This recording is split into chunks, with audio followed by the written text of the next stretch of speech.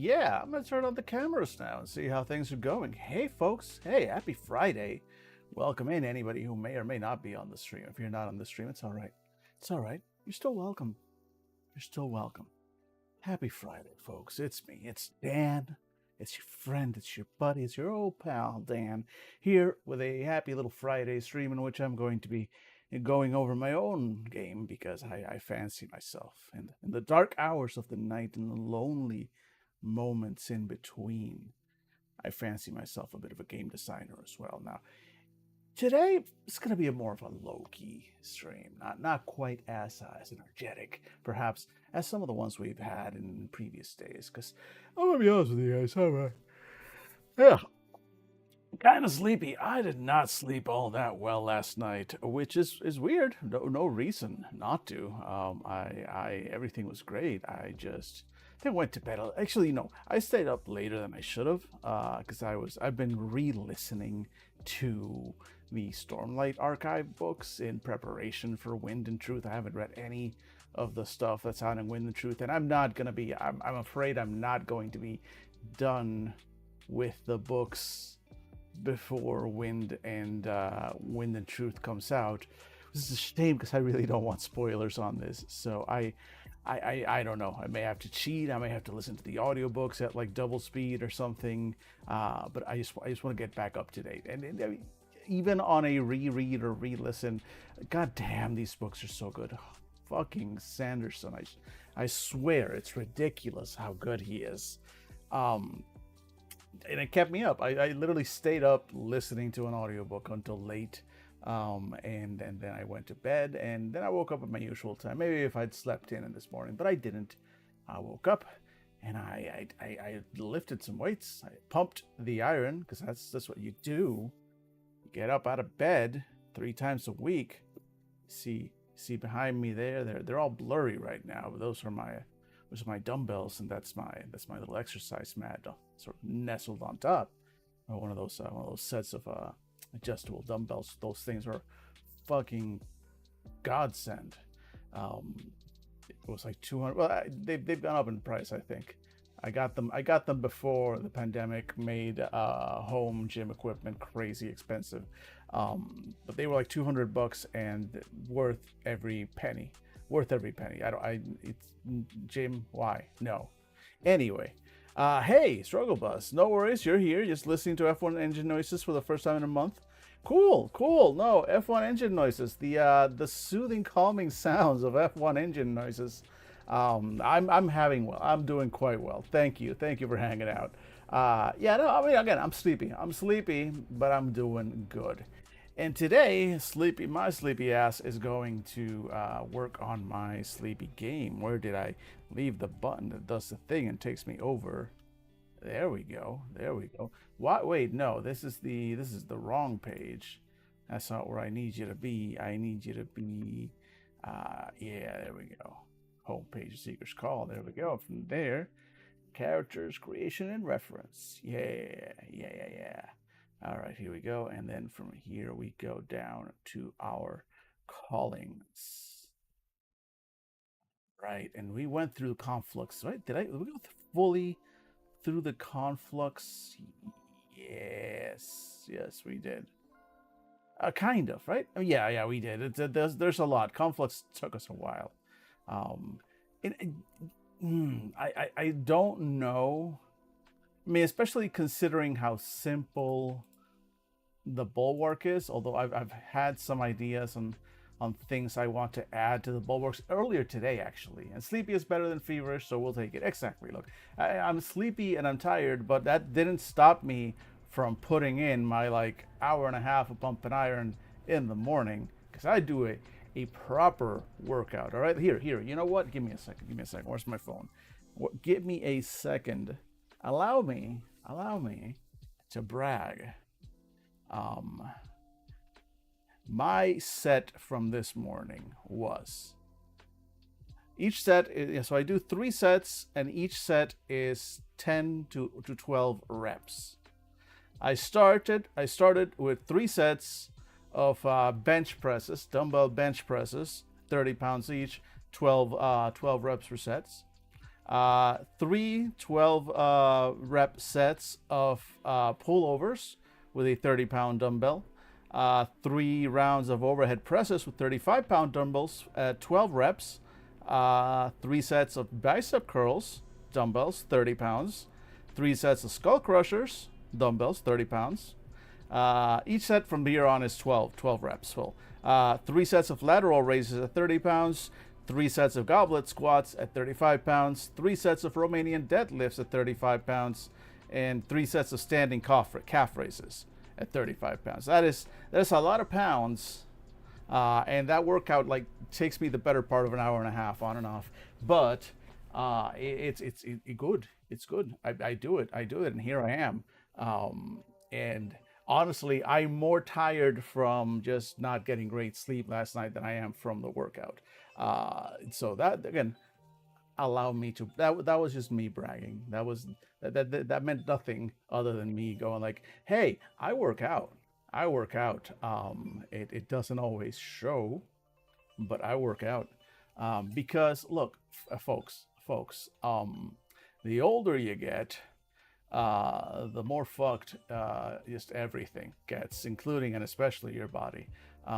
So do your best to take care of yourself as soon as you can, and it's literally never too late, unless, again, within reason. If you have medical conditions, I'm not, let's be reasonable, right?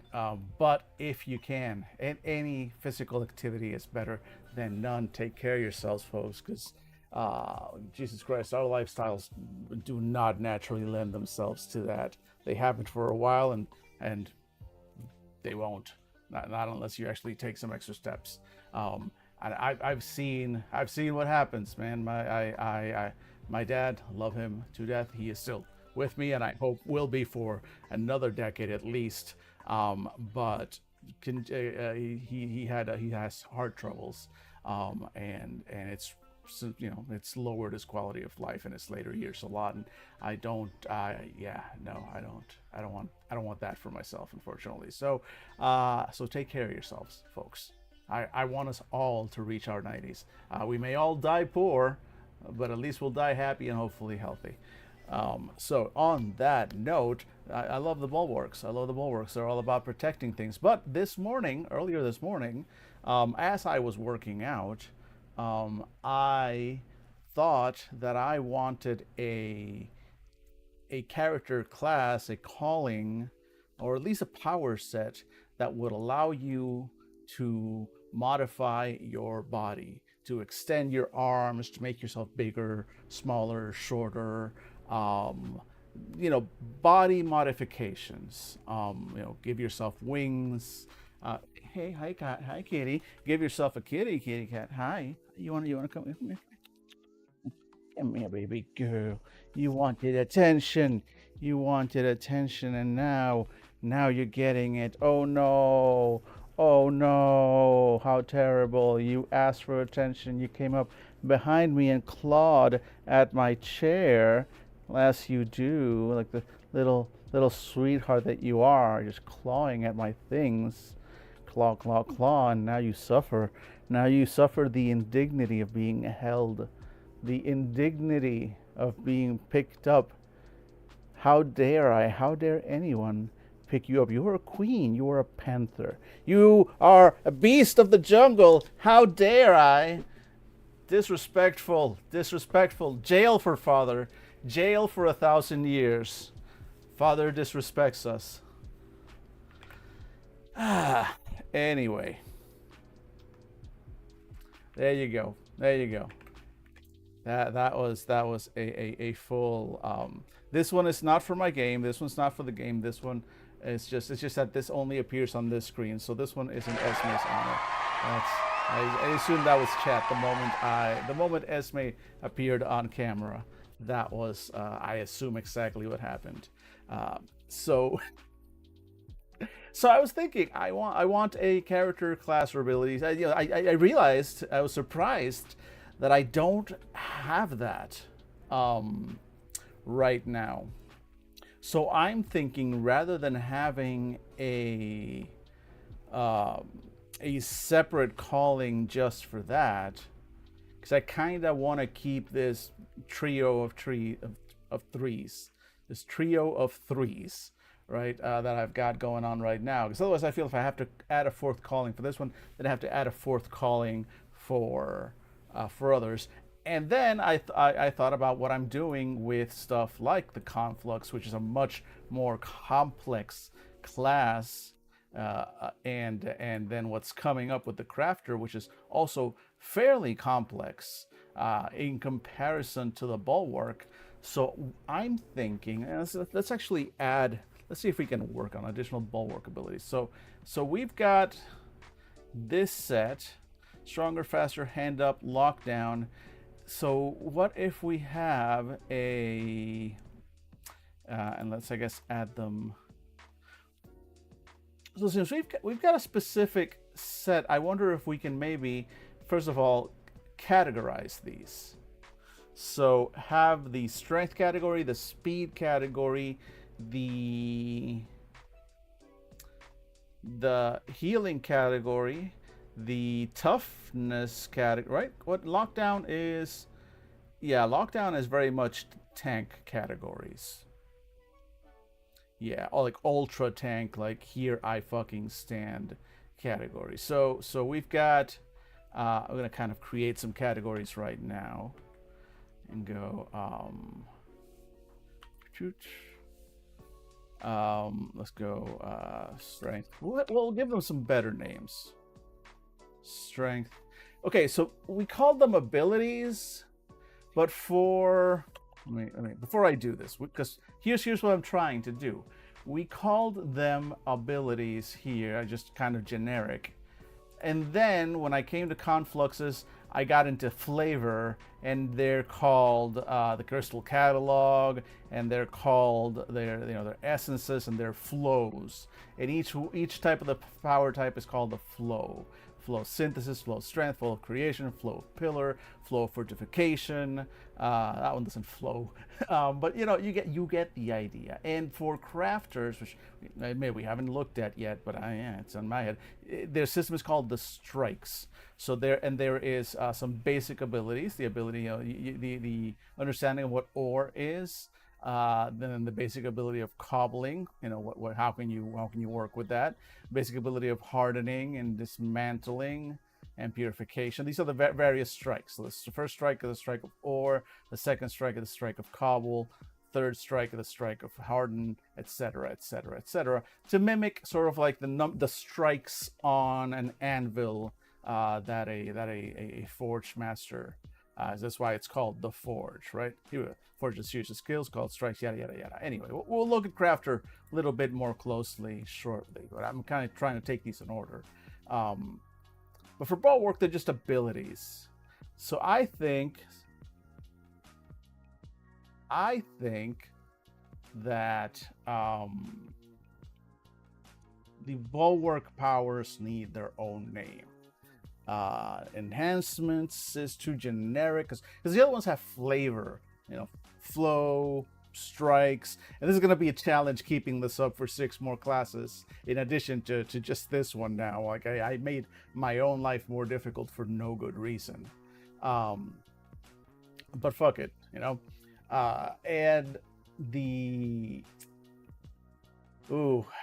okay, so Bulwark, not strengths, not enhancements. I don't want something too generic. I want it to have a little bit of flavor. Shields, no. Aegises, like Aegises, like these, but it's gonna be hard to pronounce it. Aegises, like that. Bulwark abilities are called no. The thing is that it's like, the Bulwark is meant to be mostly defensive. But I don't know if that's too restrictive to. Also, again, the name is. I don't know if people would rebel against the name. Aegises. I'm gonna use the stronger Aegis. I'm gonna use my pushback Aegis. Nah. I don't think Aegis is the right word. Let me No. I was gonna do like a search for like for synonyms, but not in this case. Um, um, domains? No. Disciplines.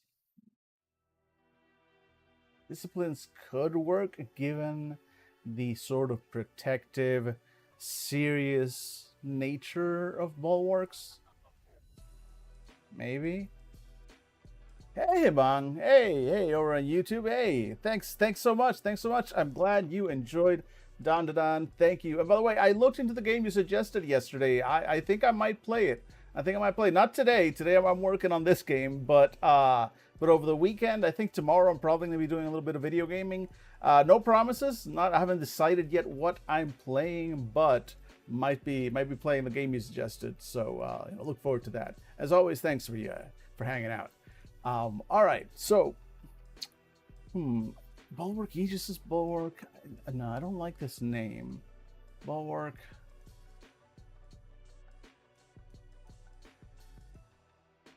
Layers? No, not layers. Strata. Ooh, Strata. I like that.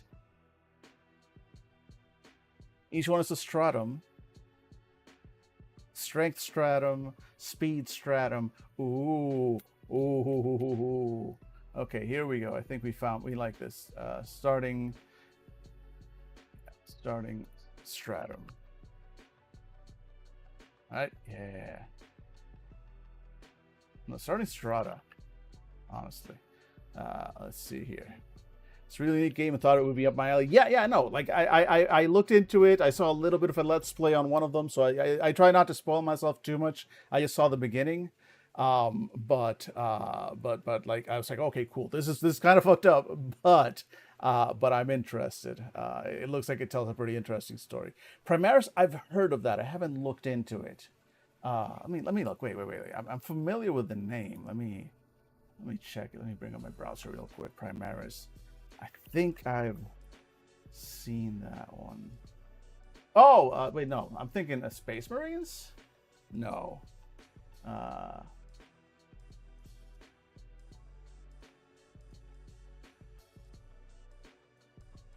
everything I can find up to the Primaris is a Space Marines. Primaris video game? All I'm getting is Primaris. Like the Space Marines. Oh, thank you. Okay, you mean for the bulwarks, Primaris. Oh, okay.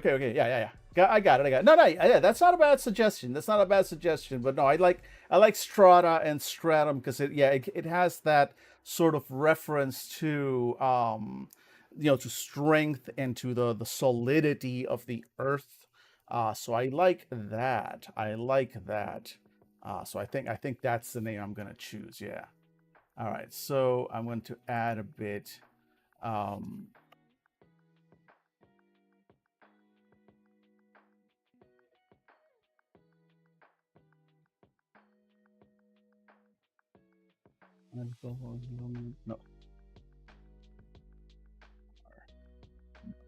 S.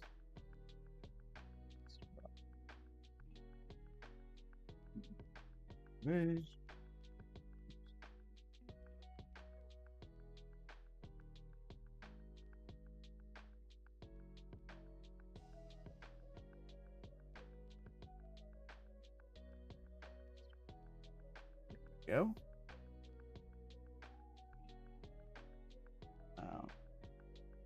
As a starting bulwark, you receive the following data and can choose one first level stratum from any of the additional strata groups. Strata group, I guess. Stood below. So basically, when you start, as you make, yeah, Primaris is basically roided out dreadnoughts. Exactly. Like, yeah. I was like, it's like I know that name. I was like, I'm familiar with it from from Space Marine.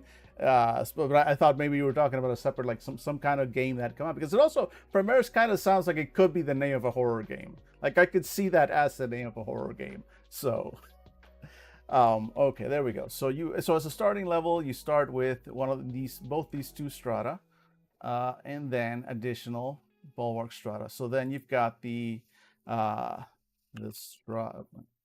Go here and boop boop and loop strength. Oh, actually, strata of strength. Then boop. There we go. Then strata of speed.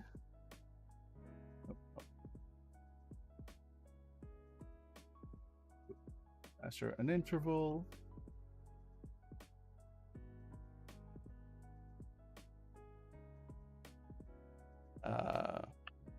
Strata of I'll call it endurance for now.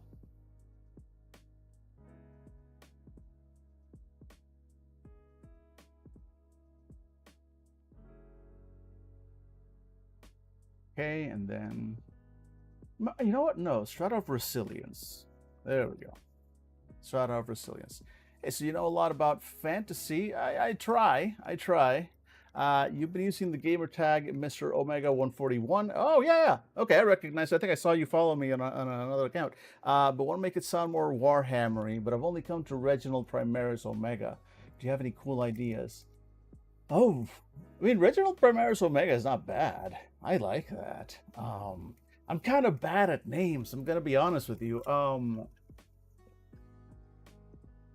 And like Warhammer isn't like my deepest expertise, so I'm not great with their names. Um, like I can you know what, I can point you at. I'm gonna put it on chat actually. So here we go at our. So that channel name, he's a personal buddy of mine. Just search him. You know, if you search on YouTube, he should show up.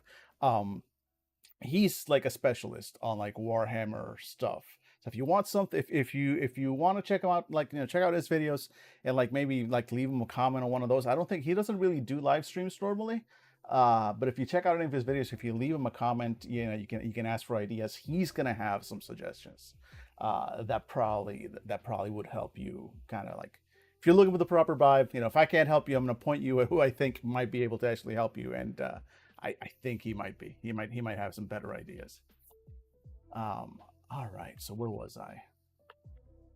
Okay, so strata of resilience for the strength.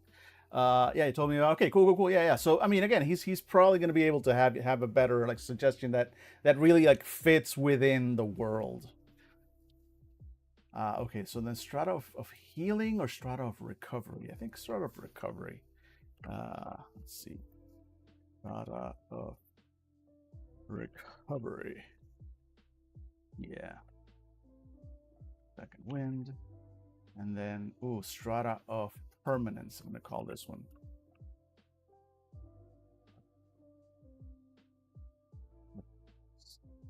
And there we go.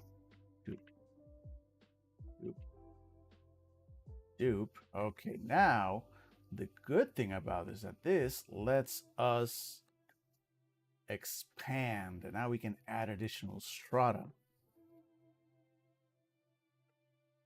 So now we have the strata of So if we're gonna have a body modification strata, so to allow a bulwark to physically change their body,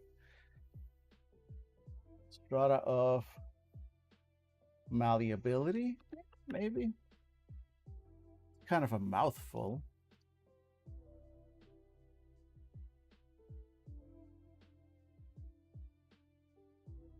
Or we can go a different direction. Okay, so maybe I do want to have a separate calling that is all about body modification and giving themselves wings, and all their abilities are about changing their body in different ways of changing their body, and they can assume different forms and give themselves resonance on certain types of actions, and gain extra abilities and stuff like that. And maybe that same calling can have a mimicry aspect as well, where they can modify their body to mimic the abilities of others. Strata of War sculpting would not be a bad idea, but I do kind of want to generally keep the vibe of the bulwark to be, again, more of a shield, more of a protector. So what I was thinking, Strata of Reforge might work, but I've already got Forge with the crafters. The crafter powers and abilities are going to be kind of called, within a family of study called the Forge. So I'm already using that there. Otherwise, that would be a good one. So I'm thinking possibly zeroing in on this aspect of the strata of, like, the strata of the earth. So maybe like a strata of heat or magma, or something along those lines that gives them a bit more of an offensive edge. A strata they can choose to basically increase the damage they deal, and possibly there even like become sort of like glowing with heat, like like that would be like the ultimate power, kind of like a magma form or a fire flame form kind of thing. Because that fits in with the general theme of they are as solid as the stone that they stand upon, and they're all these, the naming thematic of strata kind of brings into mind though the strata of the earth itself. So strata of not the volcano, strata of magma, no. Strata of heat, no. Strata of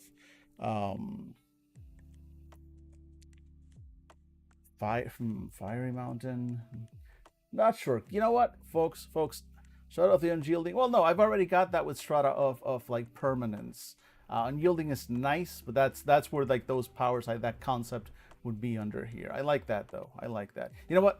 I'm gonna give that a little bit of thought. It's time for me to throw the ads over at the Twitch folks. So while I run the ads, I'm gonna run this through my head real back, and we'll be back in literally a minute and a half.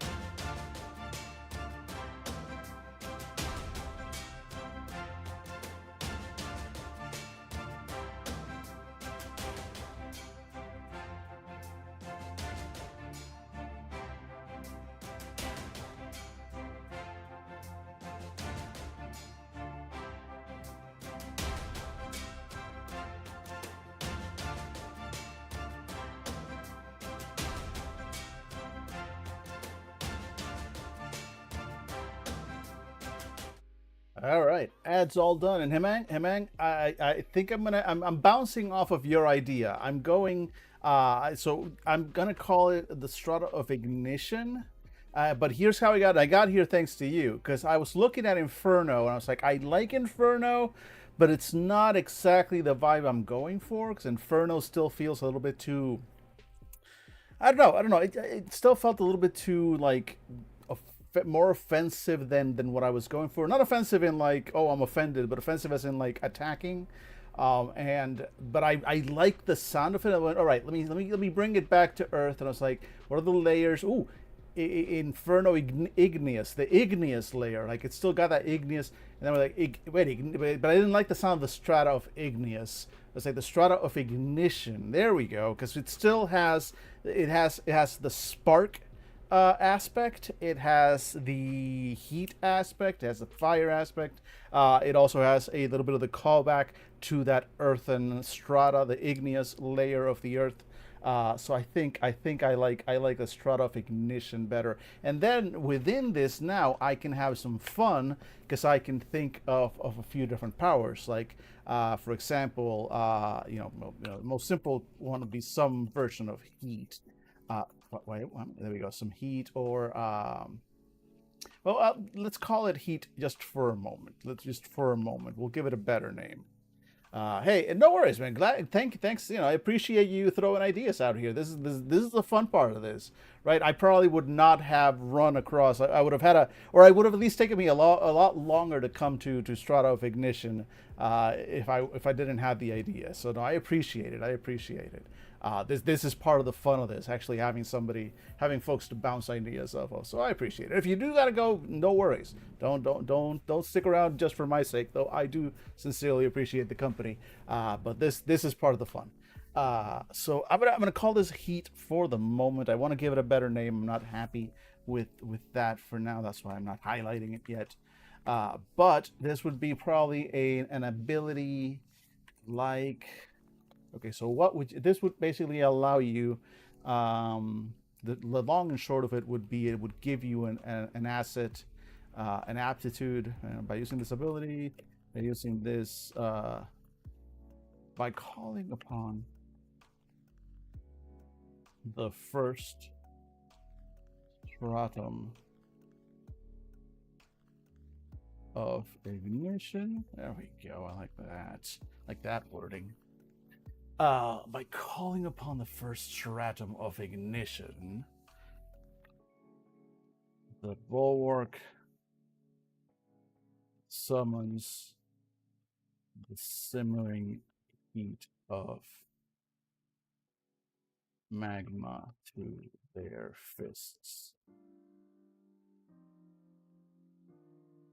allowing them to channel the um, burning heat.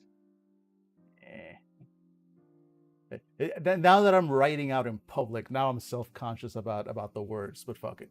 Allowing them to channel the burning heat of the earth itself into each.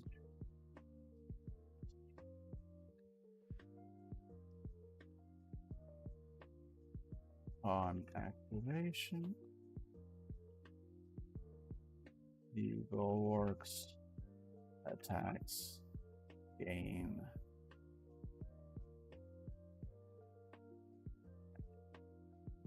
one aptitude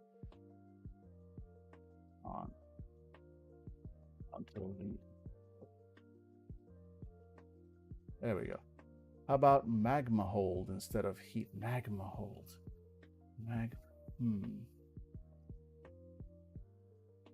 I could go with magma hold, or how about how about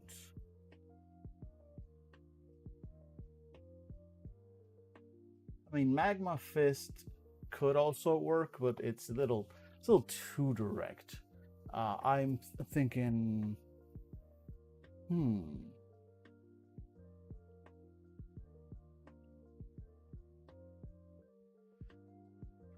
hot fist. No, not hot fist.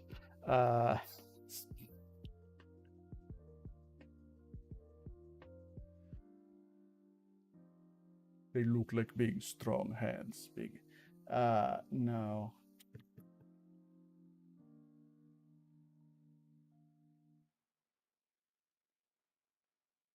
Is there maybe a term? Convective or convective. That sounds a little bit too much like cooking. Types of like heat. Let me see. Let me do a quick search. Geology terms. Ember claws, maybe. That's not a bad idea. Maybe earthen. Yeah, right. Ember. Well, ember spikes. But again, spikes is just a little aggro. Like a closed fist is still pretty freaking aggro, but it's blunt damage. I don't know if I want spiky imagery. Maybe. Pyroclasm knuckles. Ugh. Ooh, pyroclasm. Okay, pyroclasm, I'm saving it for something else. Pyroclasm might be the name of like the top level ability, the one that lets you like full on become like a magma elemental effectively. I like that. Hi, Kitty. Hi. You want to say hi to the people again? Because you know that's what's going to happen if you keep clawing at the chair. Yeah, it looks like that's what you want to happen. All right, wait. Bear with me a second because I have a cute little cat, and y'all get to hang out with me and the cute little cat. Because if she insists on getting on my lap, then she has to play. She has to pay the camera tax. She has to pay the blood price. So, sweetheart. Yeah, right, exactly. She doesn't like. She is a sweetheart, and I love her to death, and she wants attention, but she doesn't like being picked up and held. She wants me to sit back, lay back, so that she can sleep on top of me, which I would normally be all up for, but I'm doing the stream, baby girl. You get that? Like, you sleep on top of me every freaking night. You get like an hour of lap time every morning, and then like throughout the day randomly, and she is the most spoiled cat. Anyway, I have nobody to blame but myself. This is on me. It's entirely on me. All right. So yeah, pyroclasm. I'm kind of saving that. I'm actually when I'm gonna call that pyroclasm. That's gonna be like the top level one. So we'll leave that one for later.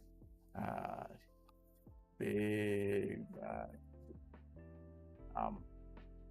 But scorched grips. Maybe that's not the worst. Scorched grips. Yeah, let's call it scorched grip. For now, yeah, scorched grip. I reserve the right to change, but I like that one. And then I'm gonna add, because of that, I'm gonna call it like, in addition, the bulwarks touch can set flammable substances and surfaces on fire. Now I like scorched grip because it gives me an excuse to make this give it an ability outside of combat. It's like you can also they're hot, they're on fire, they'll set things on fire. It's not just more damage or more effectiveness in combat. You also now have fire hands, and you can set things on fire by touch. You can't actually cast fireballs. I don't think I'm gonna maybe do I want to. The bulwark doesn't really have any kind of distance attack. They're all about up close, and that's fine. But do I want to give them, just in case, right? Do I want to give them, I think maybe at level 2, some kind of fireball. Not going to call it fireball officially, but, going to keep it there as a working name, because I want to give them a distance attack. I want to give them something that they can use when they can't reach the enemy or they can't otherwise protect. Then at the very least from afar. Okay, so not fireball, but fire. The main thing I want them to be able to do more than attack is protect. So maybe heat wall or something along those lines, something that they can do at a distance, and it's still fire. It's still, it can burn the enemy, but primarily it should be an ability that interrupts, attacks and protects others from a distance. Big hot hands, yes, big hot hands. So not fireball, firewall, maybe. Actually, firewall's not bad. Firewall's an actual term. So firewall. No, I kind of like firewall actually. It's because it's got multiple meanings. Or fire break. Fire break.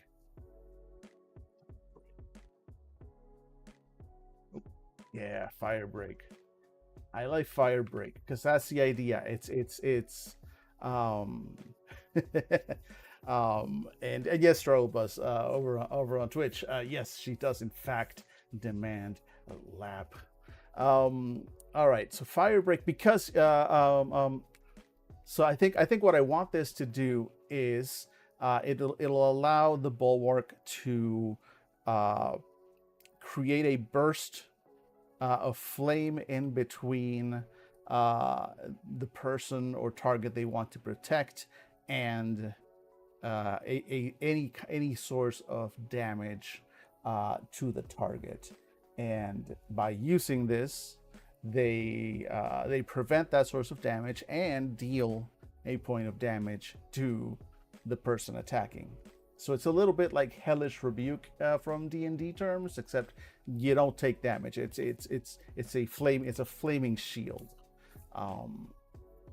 Yeah, I kind of like that. Molten Veil, Inferno Curtain, maybe, but I don't. It doesn't necessarily be. I think it's more of a burst in this case. Like it's a and I like fire break. Like it can manifest as a curtain, but it's meant to be momentary. It's not a permanent barrier. It's because I don't want that. The permanent barrier is the bulwark themselves. They're the permanent barrier. But this is a way for the bulwark to be able to place a fire break to stop the enemy's advance until they have time to actually get there and actually be that shield themselves. So I think for now I'm going to keep fire break for this power. It's like one of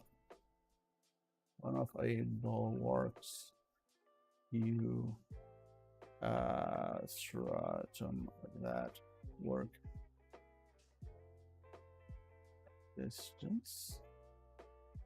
Calling on this power allows the bulwark to cause an explosion of heat and rocks to appear between someone or something that they are trying to protect from damage and the source of that damage. This burst prevents the target from receiving any damage this turn and causes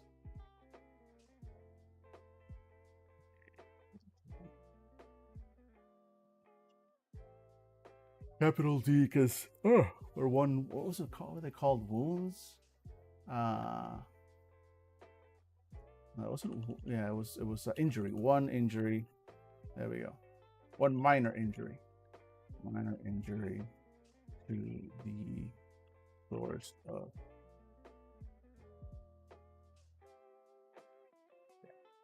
the damage. There we go. Damage? No, damage. There we go. One of a bulwark's few stratum that work at a distance, calling upon this power allows the bulwark to cause an explosion of heat and rocks to appear between someone or something that they are trying to protect from damage and the source of that damage. I don't know if that's very clear. Maybe I should add an additional sentence here. The bulwark takes one person or thing to designate as their target.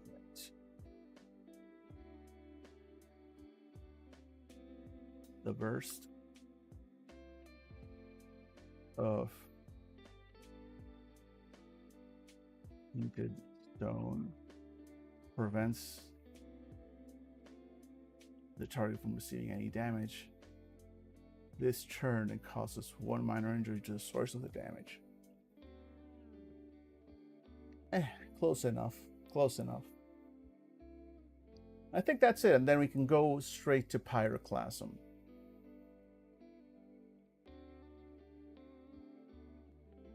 So Pyroclasm.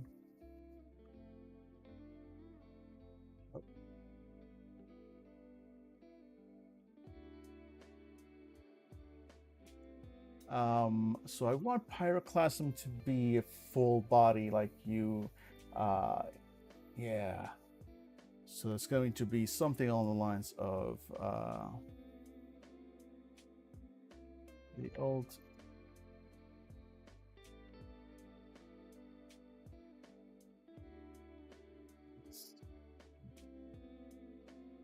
The other Strada.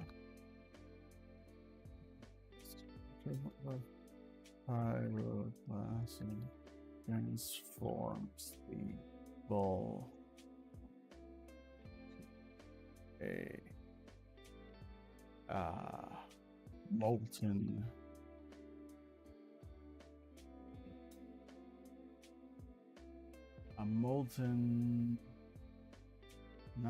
not golem, not statue, not giant, into a molten, not idol. A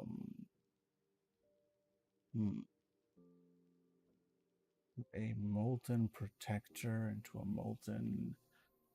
No, not protector, not shield. Molten guardian. Oh, there we go. It's a molten guardian.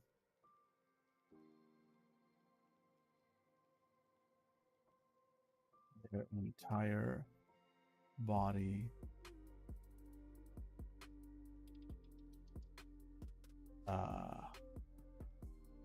and everything they are carrying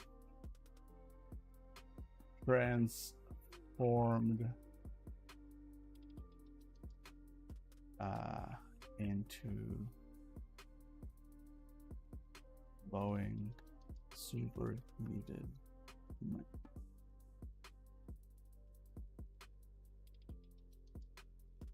This effect lasts until the end of combat or the end of the scene, or until the bulwark ends it. While this ability is active, the bulwark gains the following benefits. Oh, there we go. You get a one.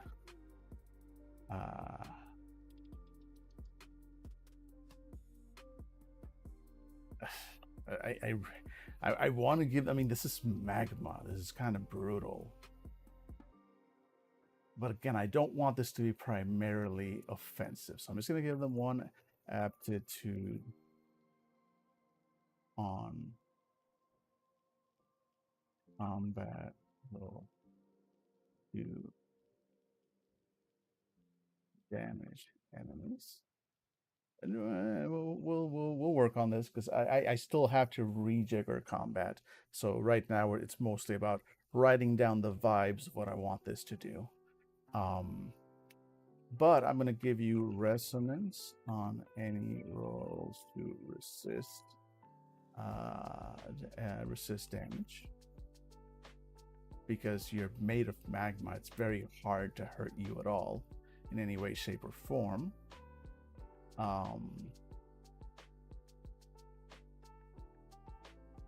any surface or any flammable surface or substance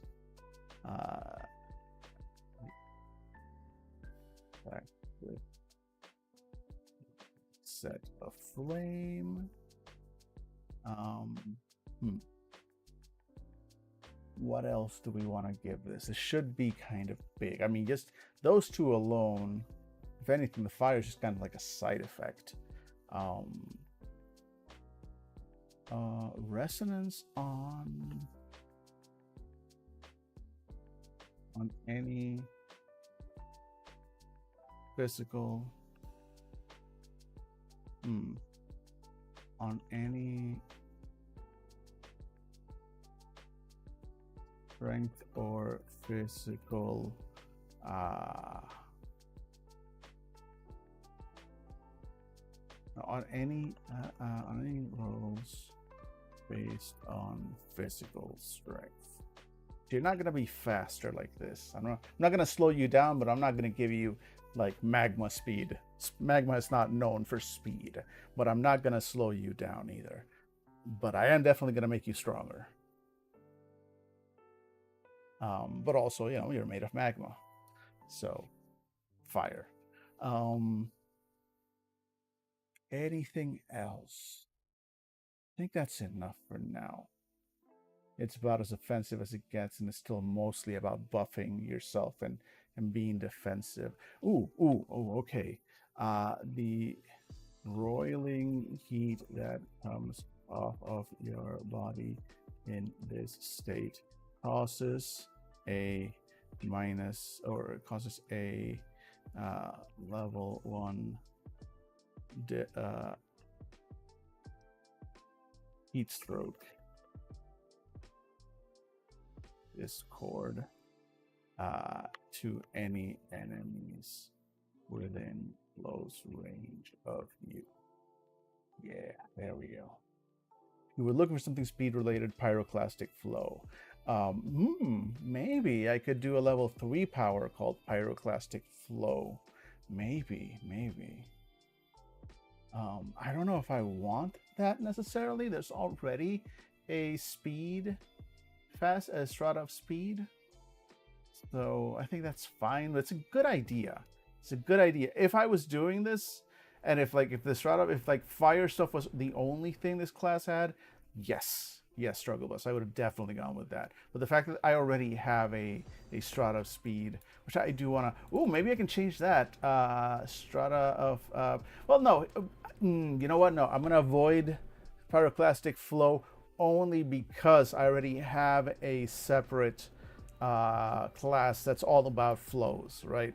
The conflux. So I want to avoid the F word. I want to avoid the flow word in other abilities that are outside of that one. But still, I like the sound. I like the sound. No, please do throw stuff out there. Yeah, exactly. No. I may not accept all things, but I love these suggestions because they like I said, I've already been able to bounce off a couple over on YouTube as well to give me some good names. So no, I appreciate the struggle. Please keep it up.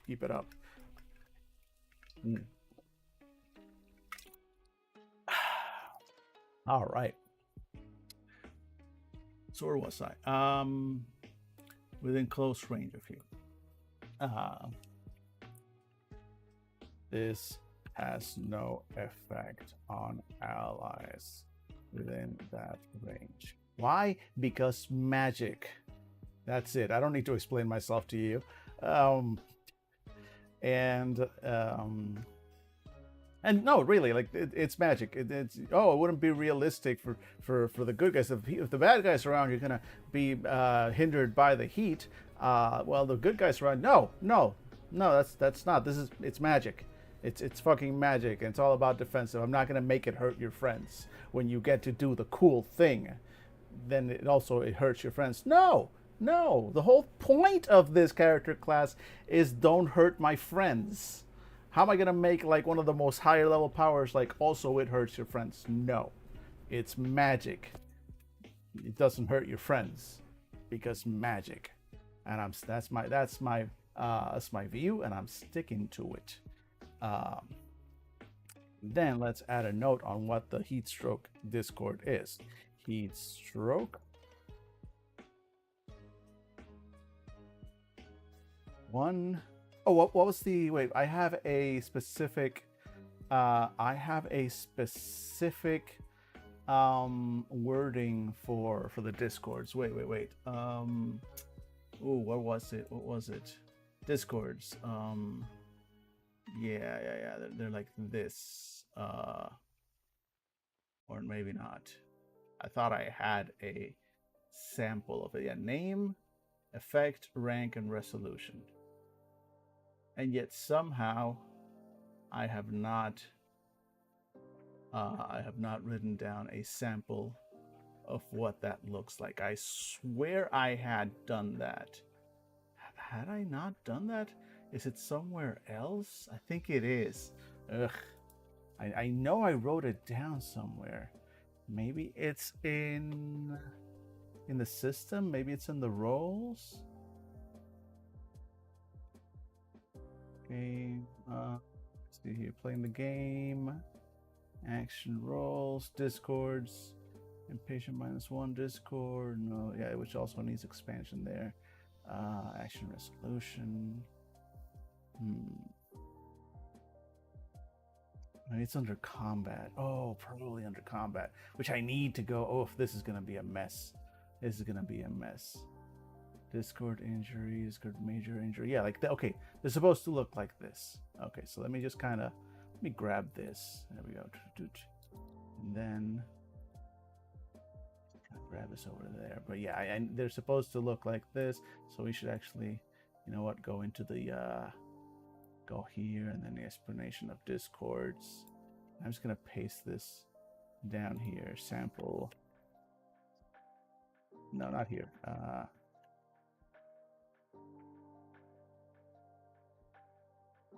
Here we go. Yeah, boom, right here.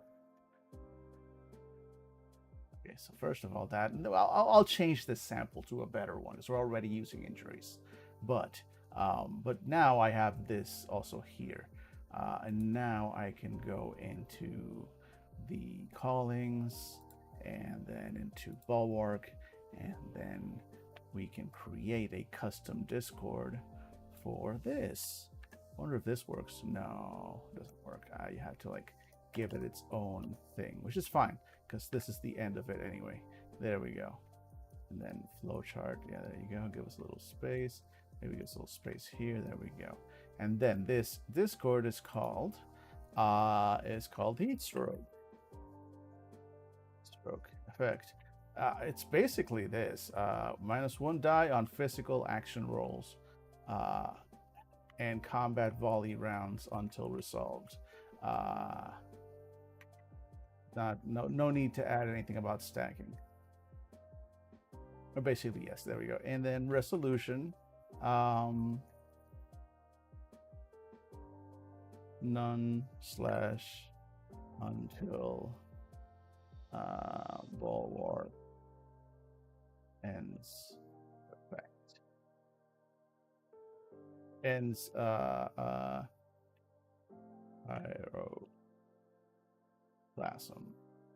effect. Specifically, it goes away once he stops using the power. There we go. That's a Discord. Everybody gets that applied to them, so long as they are within close range of a yeah. Okay, so now I feel a little bit more safe actually bolding these because these are names. There we go. Look at us. We just made a whole ass strata, and in doing so, not in any way what I actually intended to do. I came in here trying to avoid creating another calling, and with none of this fire stuff in mind, and instead fire stuff, and we're still gonna need another calling for body horror thing. Look, I'm gonna throw the ads at you. I'll be right back. I'm overdue for ads.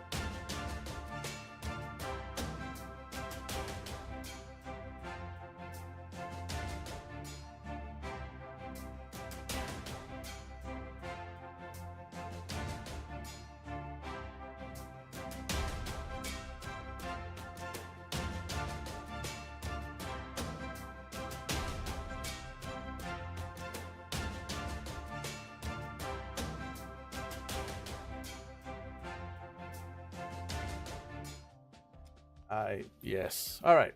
Alert, alert. My cat is in her little cubby. Oh my God, it's so cute.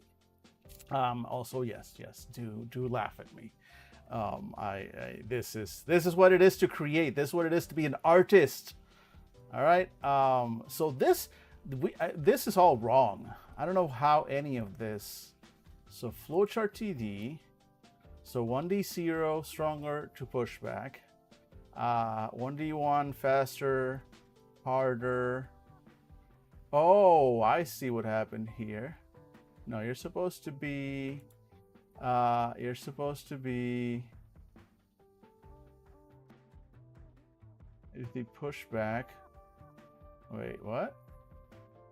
Okay, strength is supposed to be stronger and then pushback. So I'm just gonna rewrite this entirely. So ignore. I'm just gonna put this down here just as a reference. But let's start. Do I remember how fucking a mermaid works? Barely. But I in fact I don't, because this was wrong. So ID. So let's make our base levels first. Our base levels are going to be our strata. So our base levels are going to be, because I did this wrong. I see why I did what I did wrong. Strength, speed, resilience, recovery, permanence, and ignition. Strength, speed. Okay, fine. Let's go here. ID 0. No, ID 0. Do it. Strength. Then ID 1. Speed. Oops. Speed. Right. Strength, speed, resilience, recovery.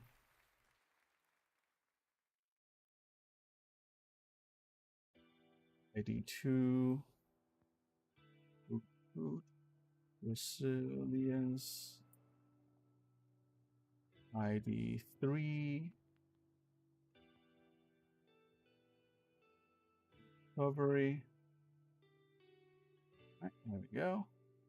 And then permanence and ignition. Recovery. ID 4. Nope. Permanence and ID 5.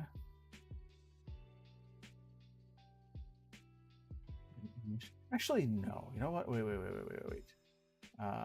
Instead, actually, I'm gonna ID 0. No, ID 10. I'm gonna be ID 10, ID 20, ID 30, ID 40, ID 50, ID 60. Yeah. And then from strength, strata of.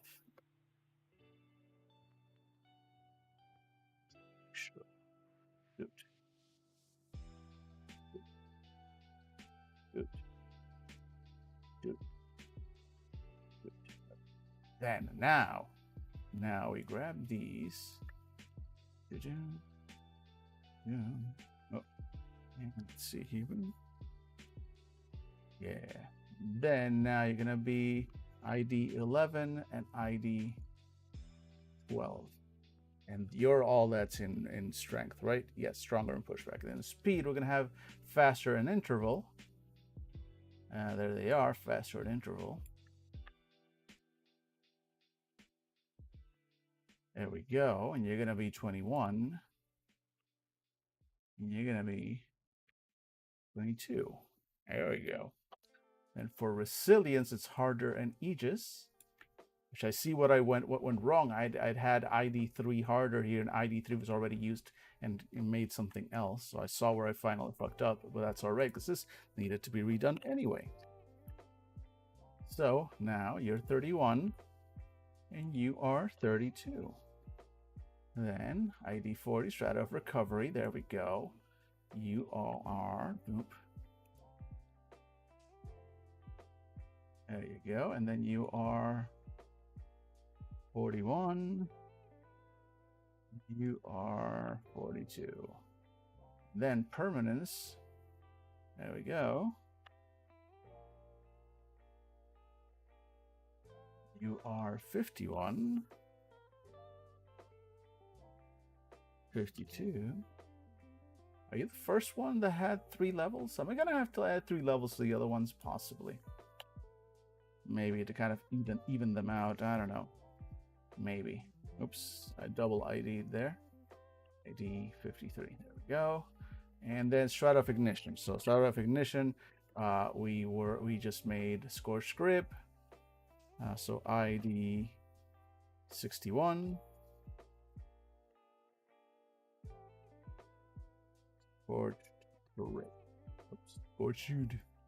Scorched Grip. And then ID 62. Boop, boop. That is Firebreak. And now here we go. ID 63.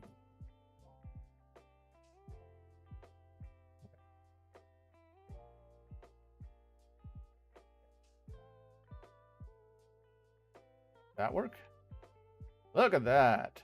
Kinda, yeah. I mean that's it in a nutshell. So now I feel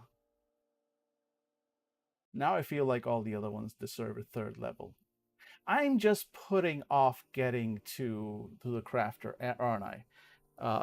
You know what? We'll come back. We'll come back to these guys. We'll come back. The bulwark has gotten so much love from us anyway. I'm just putting off getting to the crafter. So classic Nero Spicy. Yes. Yes. I mean, Conflux still needs more love too. They all need more love. This is still Conflux version 0.9. This is still not done. There's the stuff needs relooking. I need to make more examples, better examples here. This is so complicated. I don't know why I did Conflicts to myself. I don't deserve this. I'm a good person. I don't deserve having created this stuff. So let's look at crafters. Finally, let's look at crafters instead.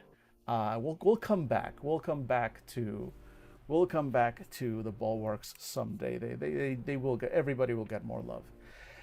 But we need to move forward, right? We cannot live in the past. I for one, cannot forever live in the past. So let's talk about the crafters. Now, not all those with corpora resonant gifts are going around flinging fireballs and tossing around boulders with their bare hands. For some, their connection to the world around them is more subtle. For crafters, their gifts are less about control and more about understanding. They see not just what things are, but what they could be in the right, capable, talented hands. That is to say, of course, their own. Is it worth creating a first draft complete state where you can comfortably move to another character type to avoid falling into these creative loops? Yes. It is worth that. Am I going to do that? I shouldn't I? You know what? Okay, so let's add some kind of indicator here. So if we have a green that is draft completed, how do I put a little green block? I don't know, man. All right, I'm just gonna write the word for now. So draft complete. Draft complete for now. No, you know what? No. In progress. Needs examples. That's the main thing. Okay, and crafter. Yeah, under construction. All the other ones are basically under construction right now as well. In fact, actually, no. All of these are full. Tear it all down, honestly. Because all of these are basically going to be just rebuilt from scratch once we get to them. Because they're all using none of them are in this format of like actually having talent trees and whatnot. So those we've got so much work to go through. So many Fridays. I'm being very very optimistic at the thought that we're going to have this many Fridays together. I'm also going to work on this times outside of Fridays, of course, but for now. So anyway, crafters, there we go. A capable crafter knows their materials and tools like no one else and is able to create standard items, tools, and weapons of incredible quality with ease. But what sets them apart from simply being talented artists and workers is their ability to craft. Okay, this is note to myself. Yeah, I think I need a new system. Either craft is the verb or crafter is the name of the calling, but not both. I am clear on that. Oops, nope. There we go. What the? Stop it. There we go. Like, yeah, I think I need. This is one where I need to pause actually because I keep putting that off as well, and it's gonna get confusing now that I'm actually talking about it. So it's not gonna be craft. It's gonna be their ability to forge. There, done. Resolved. Who says I cannot make quick decisions? It's their ability to forge potent magical items and tools for their use and that of their expedition. Especially as I already called it like the forge. I don't know why that was so hard. Dan? Damn, you're better than this. Forge potent magical items and tools for their use and that of their expedition. A fledgling crafter begins their journey with the granting of their noumena. The crafter's core noumena, appraisal. It reinforces and reforges their magical understanding of the world around them and the items and materials in it. With a touch, a glance, or a few moments of examination, they can tell what any mundane material is and its physical properties such as weight, density, and quality. By concentrating and making an action roll, they can also perceive and understand the inherent magical resonance of an item or material.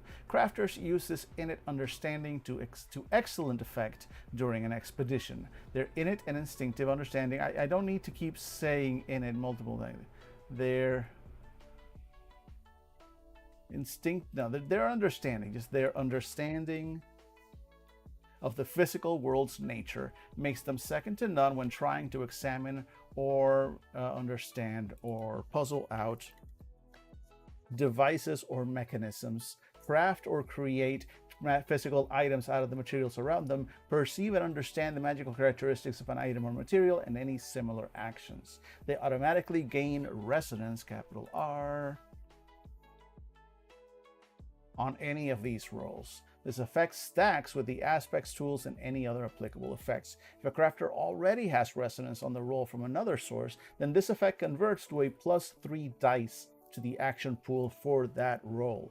This is the core of a crafter, right? As a crafter, this is the one thing that you are better at than anyone else. You know your shit about the physical world, how things are, how things work. You have this instinctive, magical level connection to the world around you and the true nature of things around you, and to its physicality.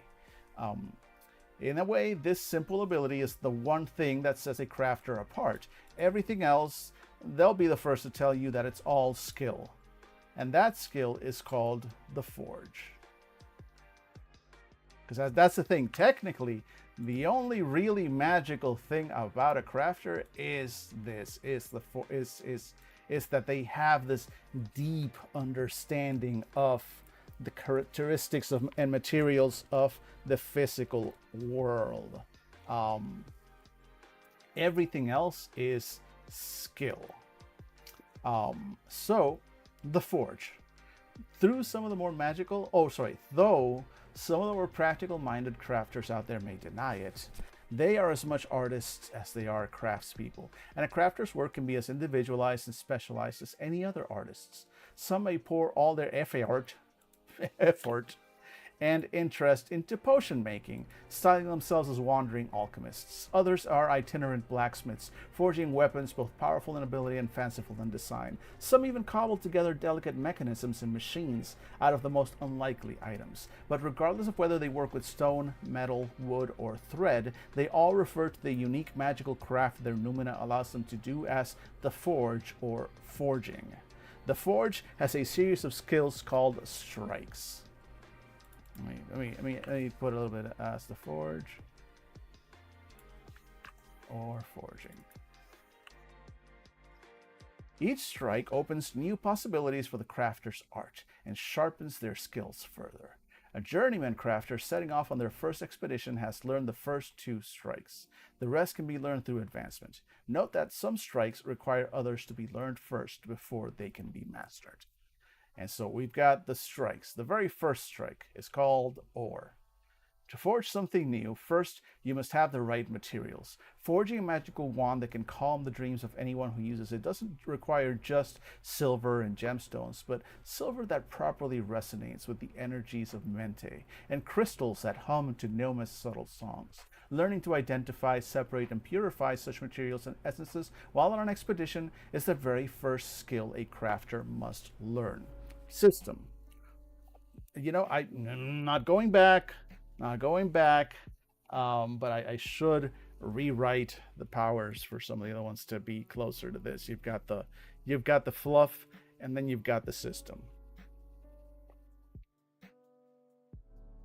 But I save it for the rewrite. System. Once per scene, a crafter can identify and acquire some of the base magical materials and essences that they need for their work. This process is nearly subconscious for them. Their natural curiosity and connection to the world around them means that their fingers often pick up random bits and bobs everywhere they go. Unless a crafter is specifically seeking a particular type of material, the system for this is simple. Roll a single d6 and consult the table below. On a result of 1 to 2, find a single corporeal resonant material. It's not that important right now, but I want to find maybe names besides just blank resonant material, Mente resonant material, Neoma resonant material. Unless I call them CRMs, MRMs, and PRMs, which is kind of thing that maybe a crafter would do. But then I don't know how I feel about it. But anyway, that's less important. That's terminology. I'm okay with leaving it as. In fact, the CRM, MRM, PRM is kind of growing on me actually. Now that I think about it, it's kind of AKA CRM,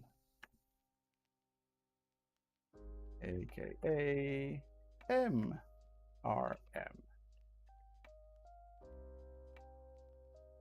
AKA. So the more I kept saying, the more actually that's a useful shorthand, and it's the kind of thing you'd expect from a crafter class. That they would reduce it to a quick set of initials, and if you know, you know. So I like that actually.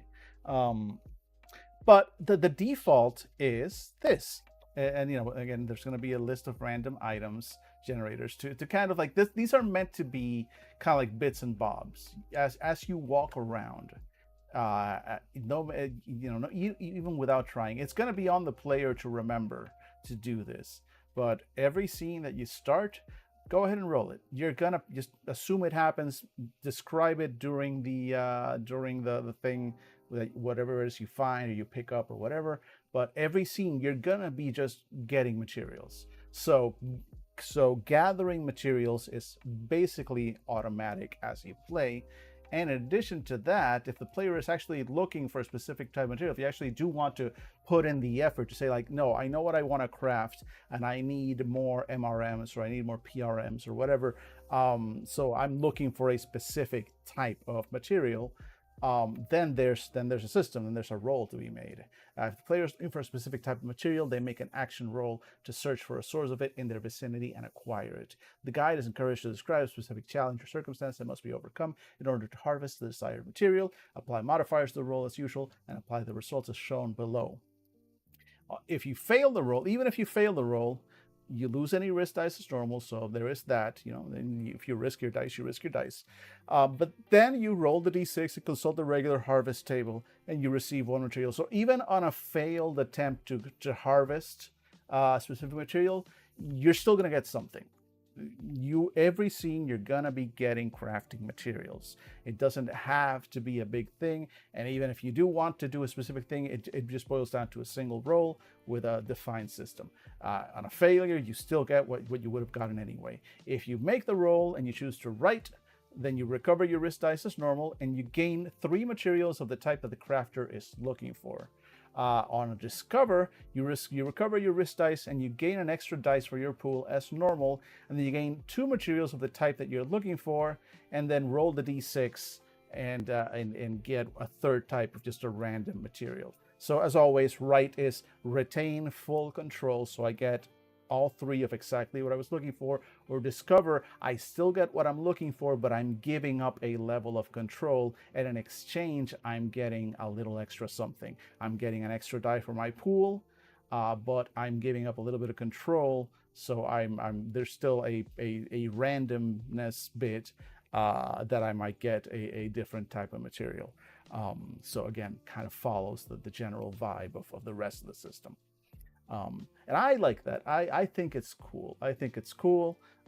It's easy. It doesn't necessarily break the flow, even on any given scene while anything else is happening. The crafter can just turn to the guide and go, hey, I just wanna try and see if there's any specifically MRMs, mente resonant materials in this area while they're working on breaking down that door, or while they're talking or whatever. Can I just look around?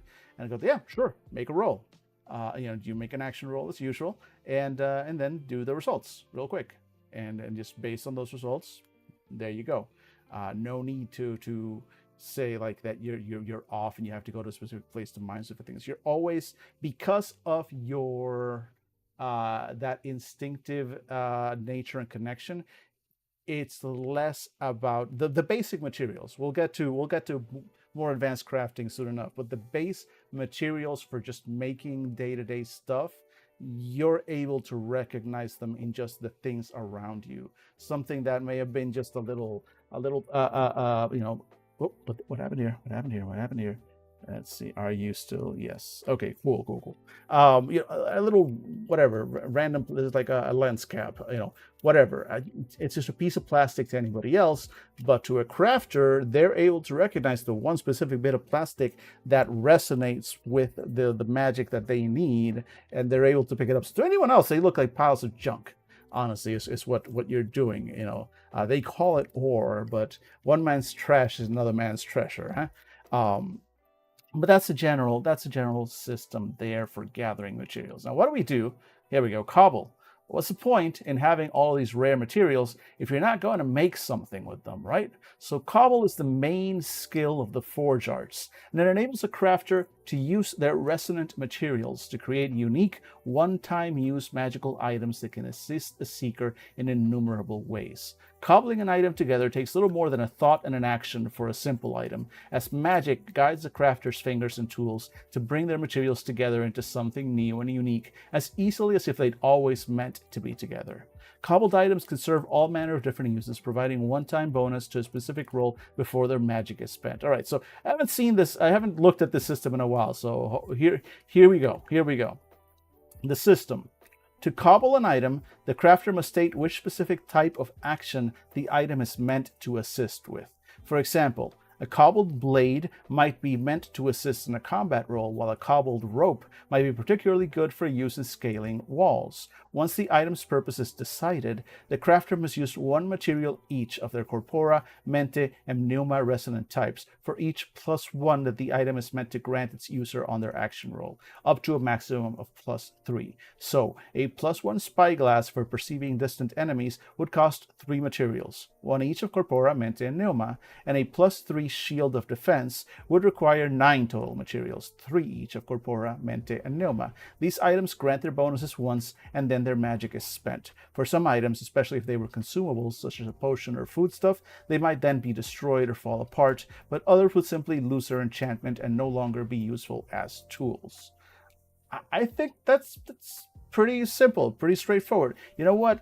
Sit there with it, meditate on it for a little bit, because once again, it is ad time. I just got the alert, and I might as well just get them out of the way real quick. We technically have a couple extra minutes, but I want to actually sit down and talk about the rest of this. So we might as well just get the ads out of the way, folks. We'll be, as usual, right back.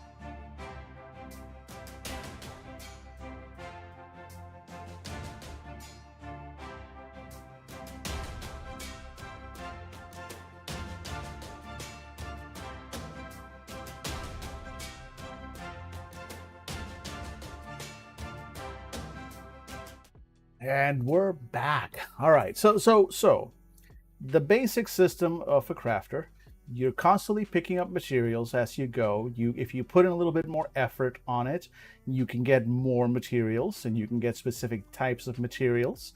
But even, sweetheart, my God, she's so needy today. What is it, girl? What is it? Come on, come on. Come on, sweetheart. There we go. Good girl. Needy girl. So needy. If you can stay still on my lap, you can just hang out. But you're not gonna. All that. Are you? Hi.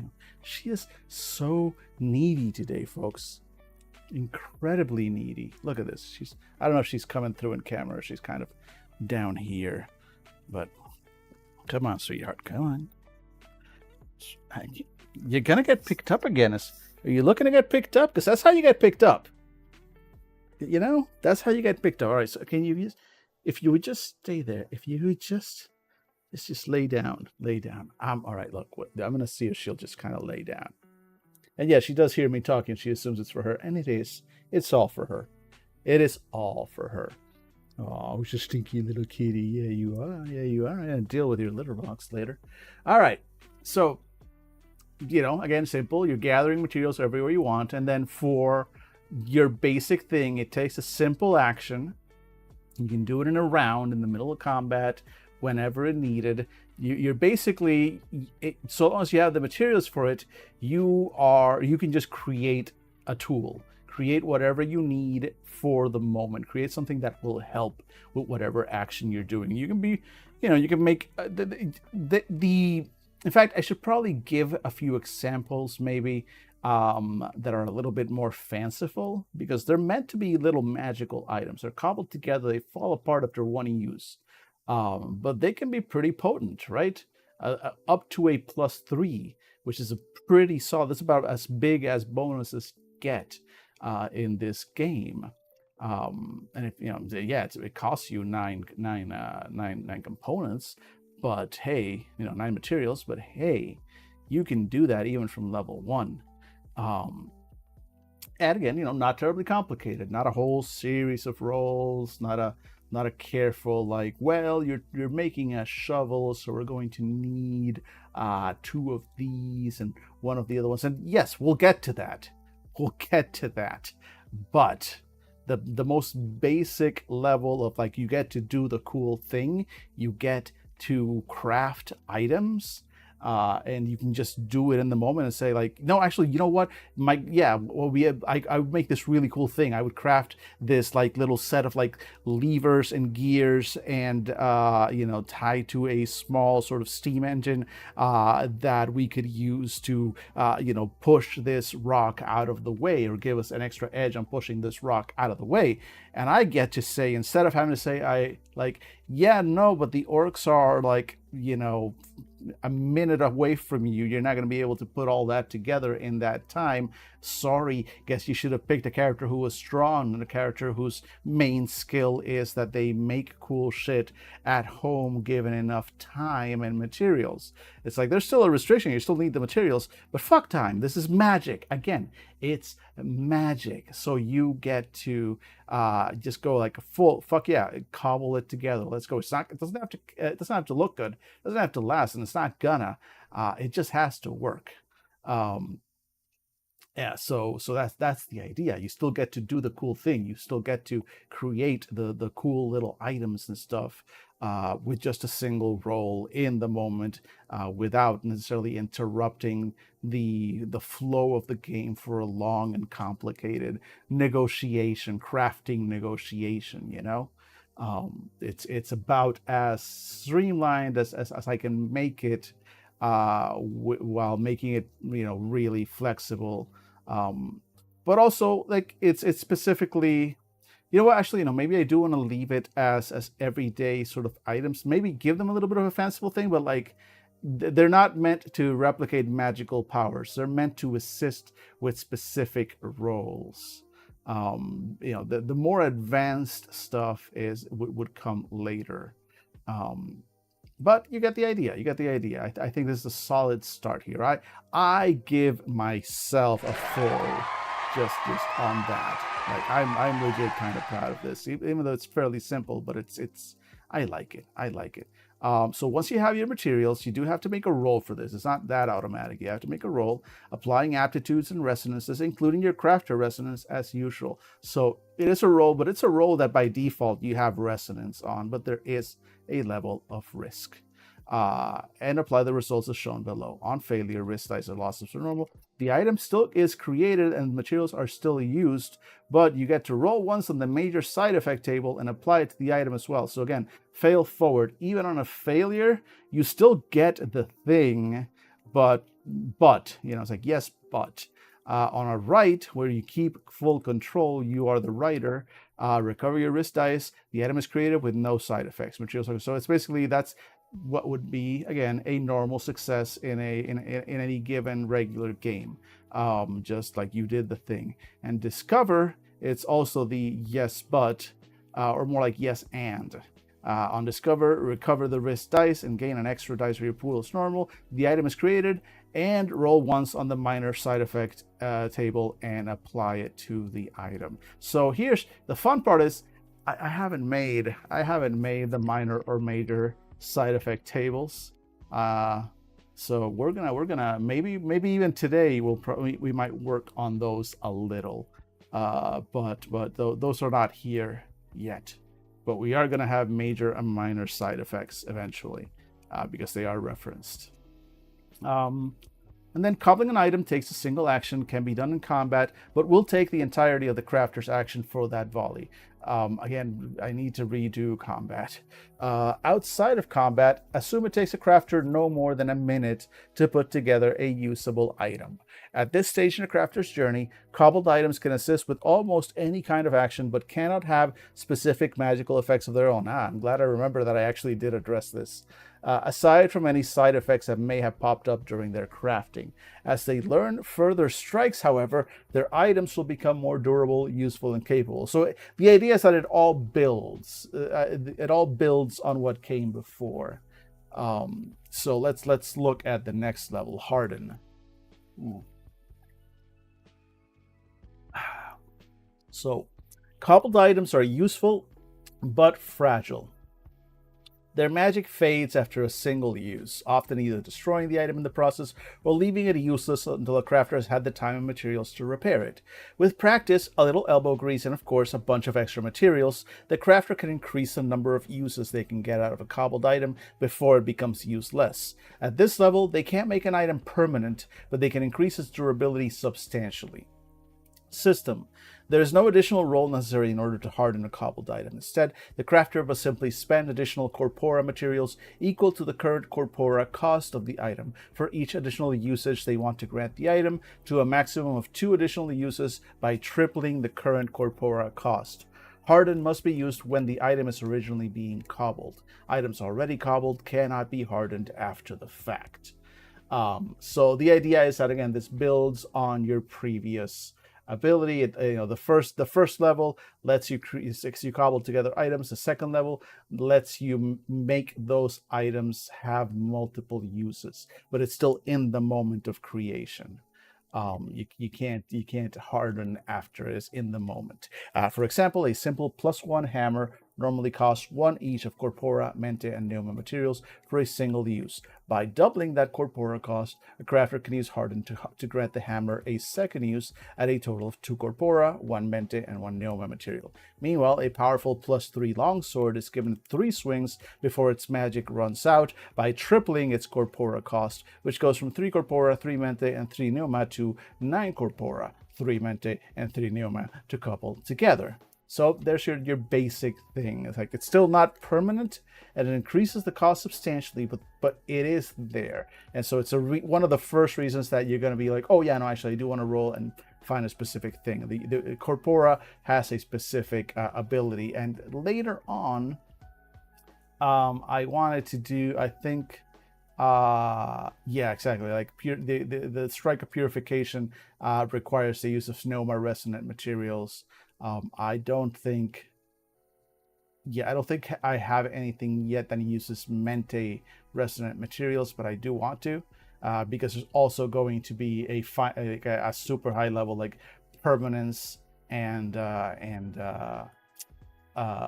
sort of power replication levels that we haven't gotten to yet. But these are all the basics. So create, cobble together the item, make the item more durable, still not permanent, but more durable, by spending additional corpora essences, because corpora is the essence of resilience and physicality. While when we do purification, we'll see why, you're going to use pneuma materials, because those are materials of the magic realm. So next step is dismantle.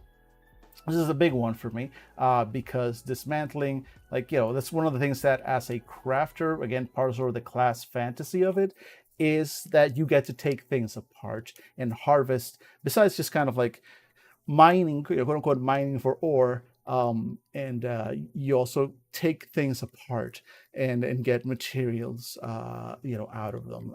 So dismantle. Sometimes an item just doesn't work out. Maybe you created it as a contingency and then that contingency never came up. Or you found a cobbled or otherwise magical item that you don't really need. Or perhaps you simply need a specific type of material and ripping it out of the nearest contraption is the easiest way to get it. In any case, a trained crafter knows that the next best thing to putting something together is to take it apart. By using dismantle on a cobbled or otherwise magical item, a crafter can recover a certain amount of materials and essences from the item, destroying or otherwise rendering the original item useless in the process. So the system for that is you make an action roll, applying any aptitudes or resonances, including crafter resonance, as normal. Apply -1 to the roll for each +1 or specific magical effect that the item being dismantled has, as more complex items are more challenging to dismantle, and then apply the results of the roll as shown below. So before we get to the results, to kind of go over that again, you're making an action roll, you apply any aptitudes or resonances, including crafter resonance. So as usual, even for these things where you're rolling, crafters are very good at what they do. You have resonance on basically everything you do as a crafter, because I want things to work for you. I like crafters and I want things to go well for them, but also because crafters are, even at their best, even when we're cobbling items, like it's still like I use up my entire action to make this one item that will be very useful the next round, but there's a sacrifice always. So even with this as sped up as possible, as I've been able to make it and sort of like super flexible as I'm trying to make it, there is still like a built-in disadvantage to being a crafter where either you have to make your stuff, make your items beforehand, which is also a completely valid thing to do. As a crafter, you're constantly getting materials, so the expectation is that you would be, you have an incentive to constantly make stuff.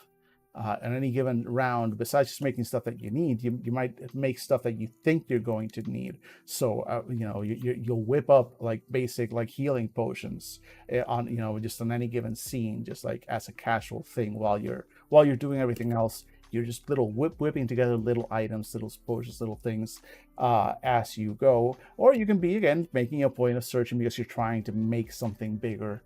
There will also be rules for like finding caches of materials as well, just to speed that up. So if you want your crafter to be able to pull off some bigger stuff, or you want them to, you want them to be able to just do more.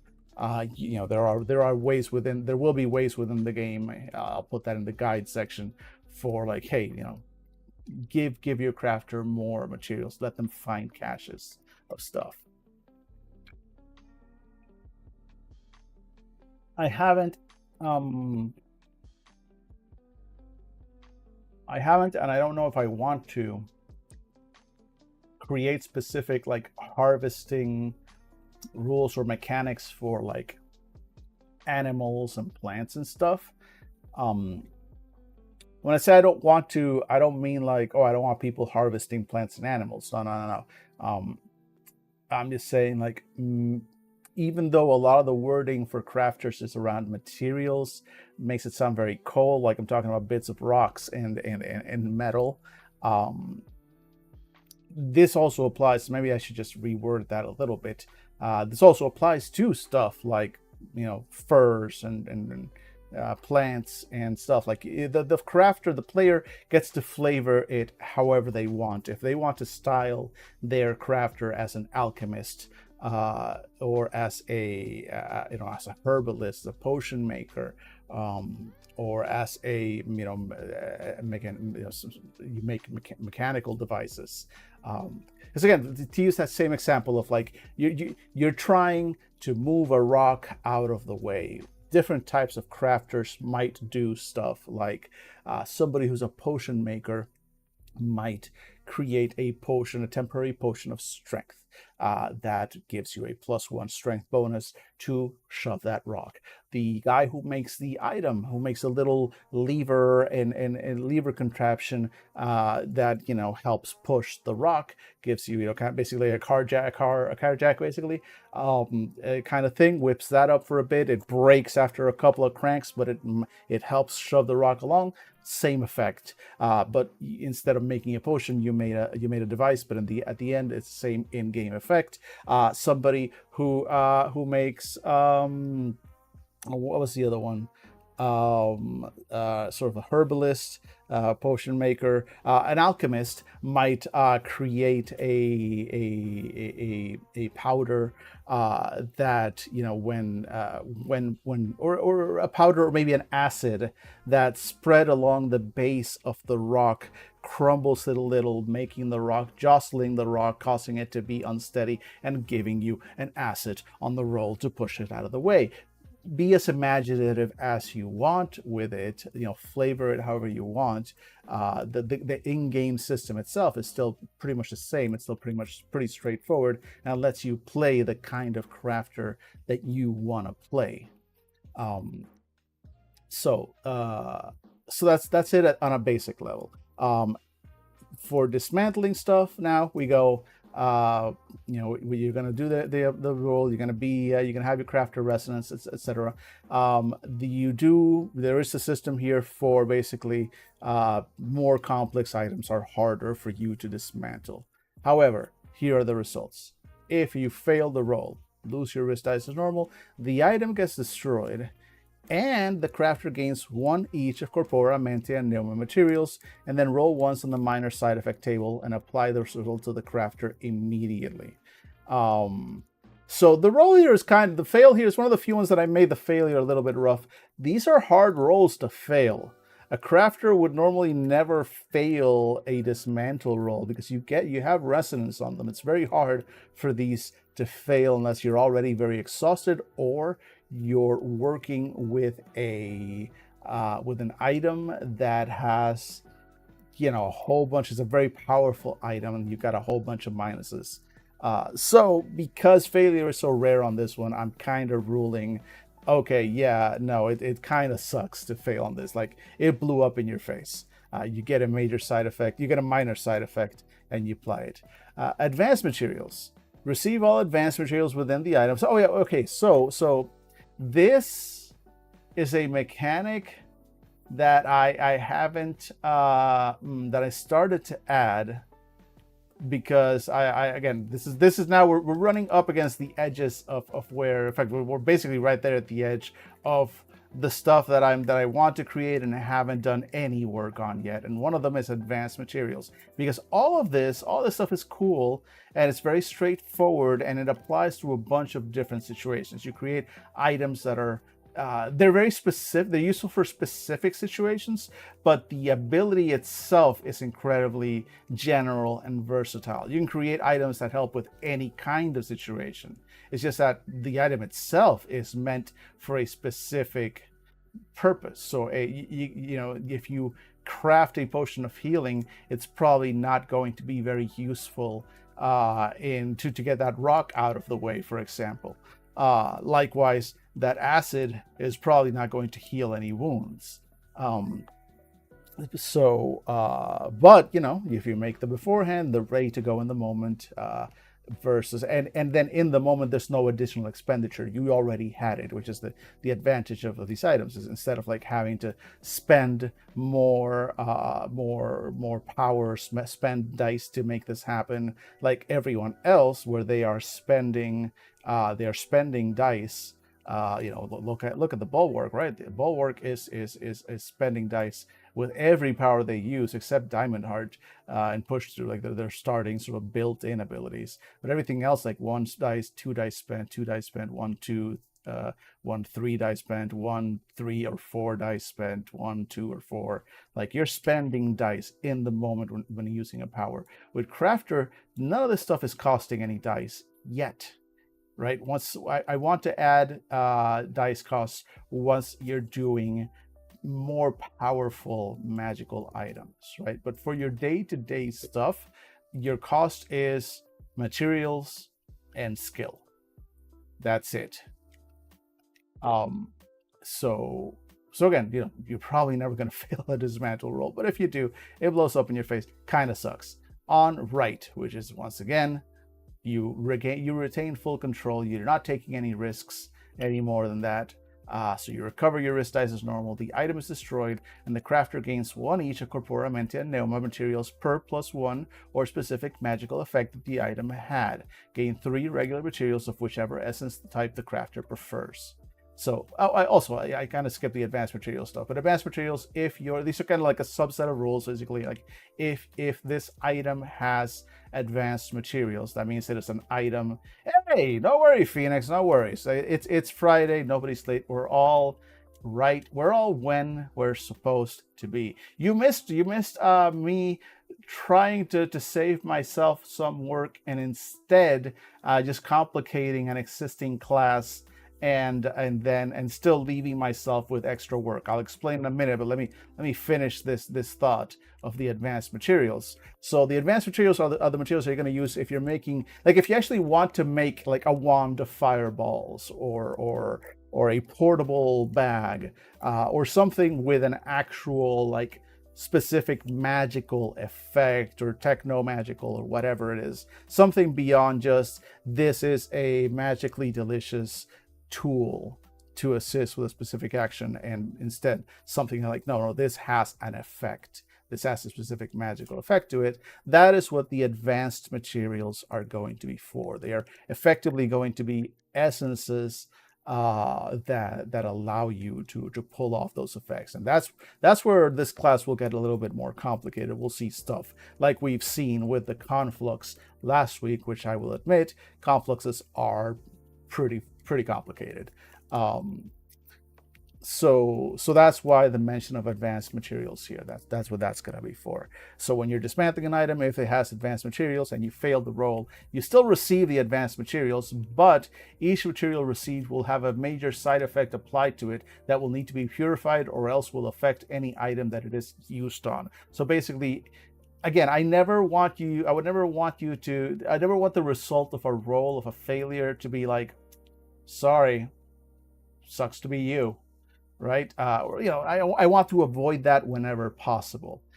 So even on a failed roll, if you fail the roll at dismantling something, whereas with a regular dismantle failure, you basically, it kind of blows up in your face. I didn't exactly want that to happen instead. So what I'm doing is that you're able to get, because especially if you're going after these advanced materials, you get the material, but it's effectively polluted. It's semi-broken. It's got a major side effect applied onto it, and either then you have to take an additional step to purify that, which we'll see later on, or if you have to install it, you can't purify it for whatever reason.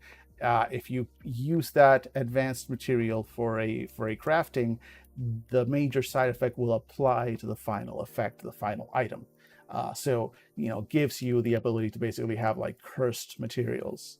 And in fact, for the guide section, I want to mention that could be an interesting thing to give to a crafter character as a boss drop, if you will, a material that is cursed, an advanced material that has a major side effect that is particularly difficult to purify, that comes with like a -3 to purification, or requires something special to purify, therefore making it, giving that dilemma of like, oh well, I can still use the material to make something, to make the thing that we need to resolve whatever plot point, but I can't get rid of the side effect, so the side effect is going to come with it, and we're going to have to deal with that, which could be for exactly fail forward crafting, exactly, Phoenix.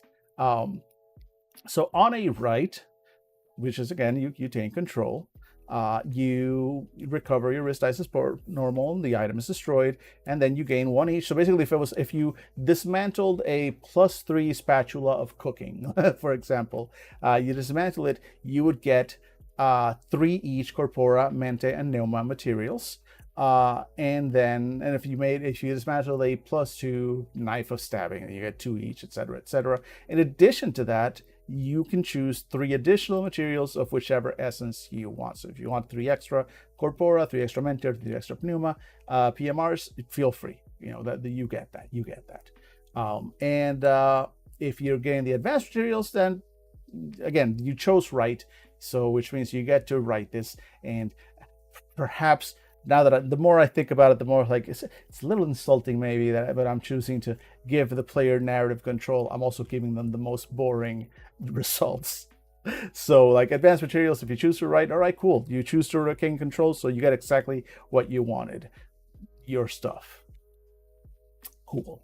On a discover, the yes and, recover your wrist dice as normal, gain an extra dice for your pool as normal, gain 1 each of corpora, blah, blah, blah, as before, and then roll a d6 and consult the harvesting result table. So 1 to 2 corpora, 3 to 4 mente, 5 to 6 pneuma, and gain 3 materials of that. So it's basically just, it's a little random on what you'll get back. With advanced materials, a yes and, you will receive all advanced materials in the item, but each one will have a minor side effect randomly applied. These must be purified or else will affect any item that they are cobbled into, which is just, like the little complication of discover. Why would you do this? Because you gain an extra dice for your dice pool, and depending on how you're feeling, it might be worth it.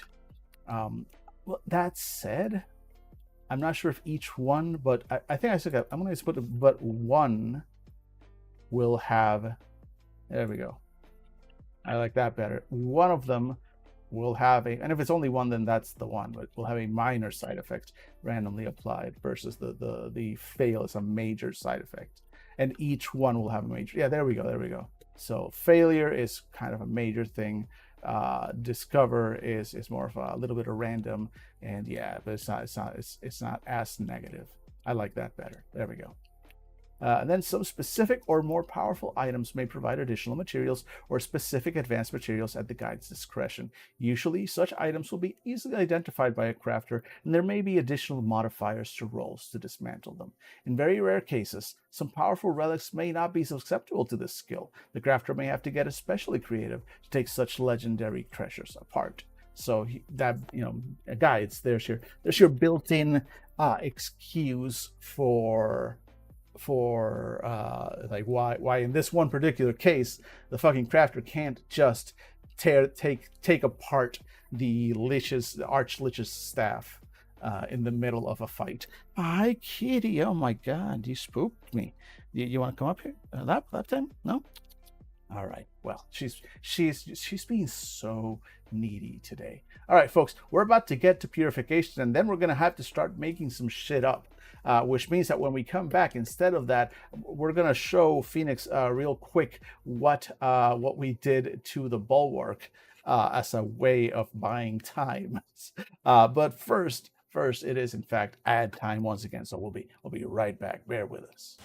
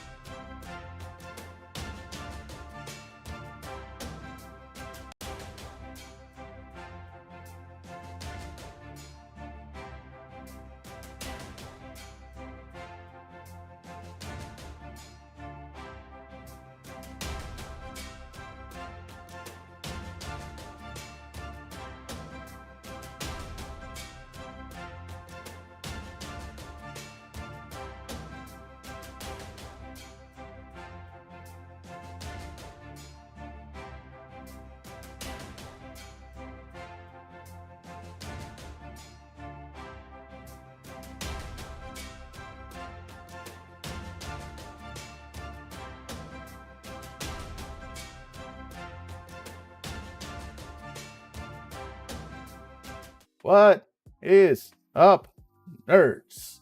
All right, so let's. Oh, what happened here? Oh, a cat happened here. Undo. There we go. Cat happened while I cat-like typing detected. Anyway, yeah, Struggle Buzz, I'm glad to hear that you are feeling better. I just took it for granted that you were feeling better. I just assumed that no news is good news. That I would have heard if you were dying. I figure if there's you would keep me in the loop. That's the assumption that I have. Also, I misspelled materials. What the fuck? There we go. So, before we look at purification, exactly.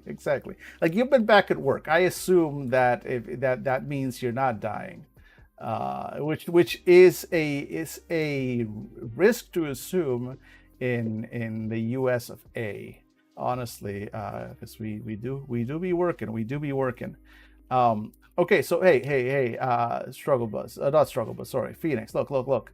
We did some changes. We actually, first of all, we fixed this thing here, which I suspect on your screen may be hard to read. Okay, is there a zoom I can do about this? Not really. I could probably zoom on OBS, but anyway, we basically separated the bulwark powers into separate strata, into separate groups. Quite the opposite. Work is killing you softly, but at least the plague isn't as much. Exactly. There you go. Pick your poison. But we separated the powers of the bulwark into various strata because it gave us like we like the idea of like that connection to the earth. And all the other classes had their own sort of terminology, and bulwark felt a little boring with the with just calling them abilities. So, but the other reason we went in here is because before the stream, I had thought, oh, I want a power set or an ability or maybe a calling, maybe a full class based around body modification, like extending your arms, making yourself shorter, taller, giving yourself wings, changing your appearance, giving yourself extra limbs, a tail, giving yourself armor. I wanted to base something around specifically around body modification, and I thought I was going to give. I thought, wait a minute, I don't want to create a whole other class, a whole other calling, because right now I've got this 3 and 3 and 3 thing balanced, and if I create an additional physical class, additional physical calling, then I'm going to have to create an additional one for all the other ones. So instead, I'm going to go in here real quick. It's going to go into the bulwarks real quick, and I'm going to give them a set of powers that goes around body modification. That was the intention. And instead, I came in and I was like, oh, but before I do that, all these powers, I think they should be better organized, because I'm going to create a whole new category. Let me just go ahead and rename and actually give them some category names. But instead of categories, let's call them strata. And this is a whole conversation. Let's call them strata. And then here's the names of the strata: strata of strength, strata of speed, strata of resilience, strata of recovery, strata of permanence. And these were the powers that we already looked at before. Oh, yes. Oh, yes, the attention deficit, oh, shiny, hit real hard. And then I was like, oh, but now that we've called them strata, wait, an interesting strata, because now we've got this connection to the earth and the layers of the earth and the rock. And so the igneous layer, fire, ignition. Aha, here's a chance to do something that's a little bit more on the offensive, but I still wanted to keep it mostly defensive. But I want them to channel the magma and the volcano and the fire. So we ended up creating a whole new strata with a set of powers: the scorch grip power, the fire break power, the pyroclasm power, which lets you turn into magma boy and gives you all sorts of abilities. So we defined, we looked into this, all of this. And you know what we didn't do? You'll notice what we didn't do is we didn't add those abilities to the body modification abilities to the bulwark, and they no longer make sense now that we're doing this fucking strata thing. So now I have to do some level of what level is this? Yeah. Some level of body mod dude, whatever. I don't know what these are going to be called yet. The plot of land purchased, not even under construction. That is the plot of land purchased for whatever this whatever this class is going to look like eventually. So, and also now I have to create a fourth one for all the other two. This was a mistake. I've made mistakes today. Fourth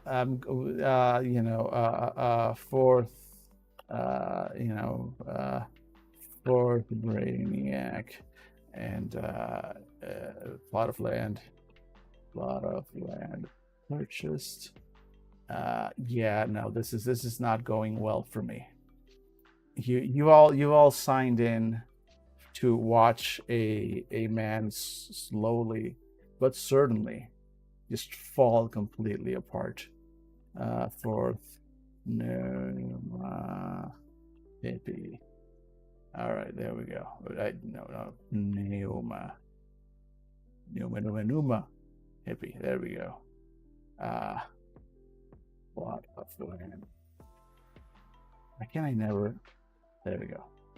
All right. So you see my very complex method that was also created like maybe half an hour ago of just keeping track of where we're at with the various callings. So it looks like we have a bit of work ahead of us, really, and I just keep giving myself more. So that's great. We are We are doing great.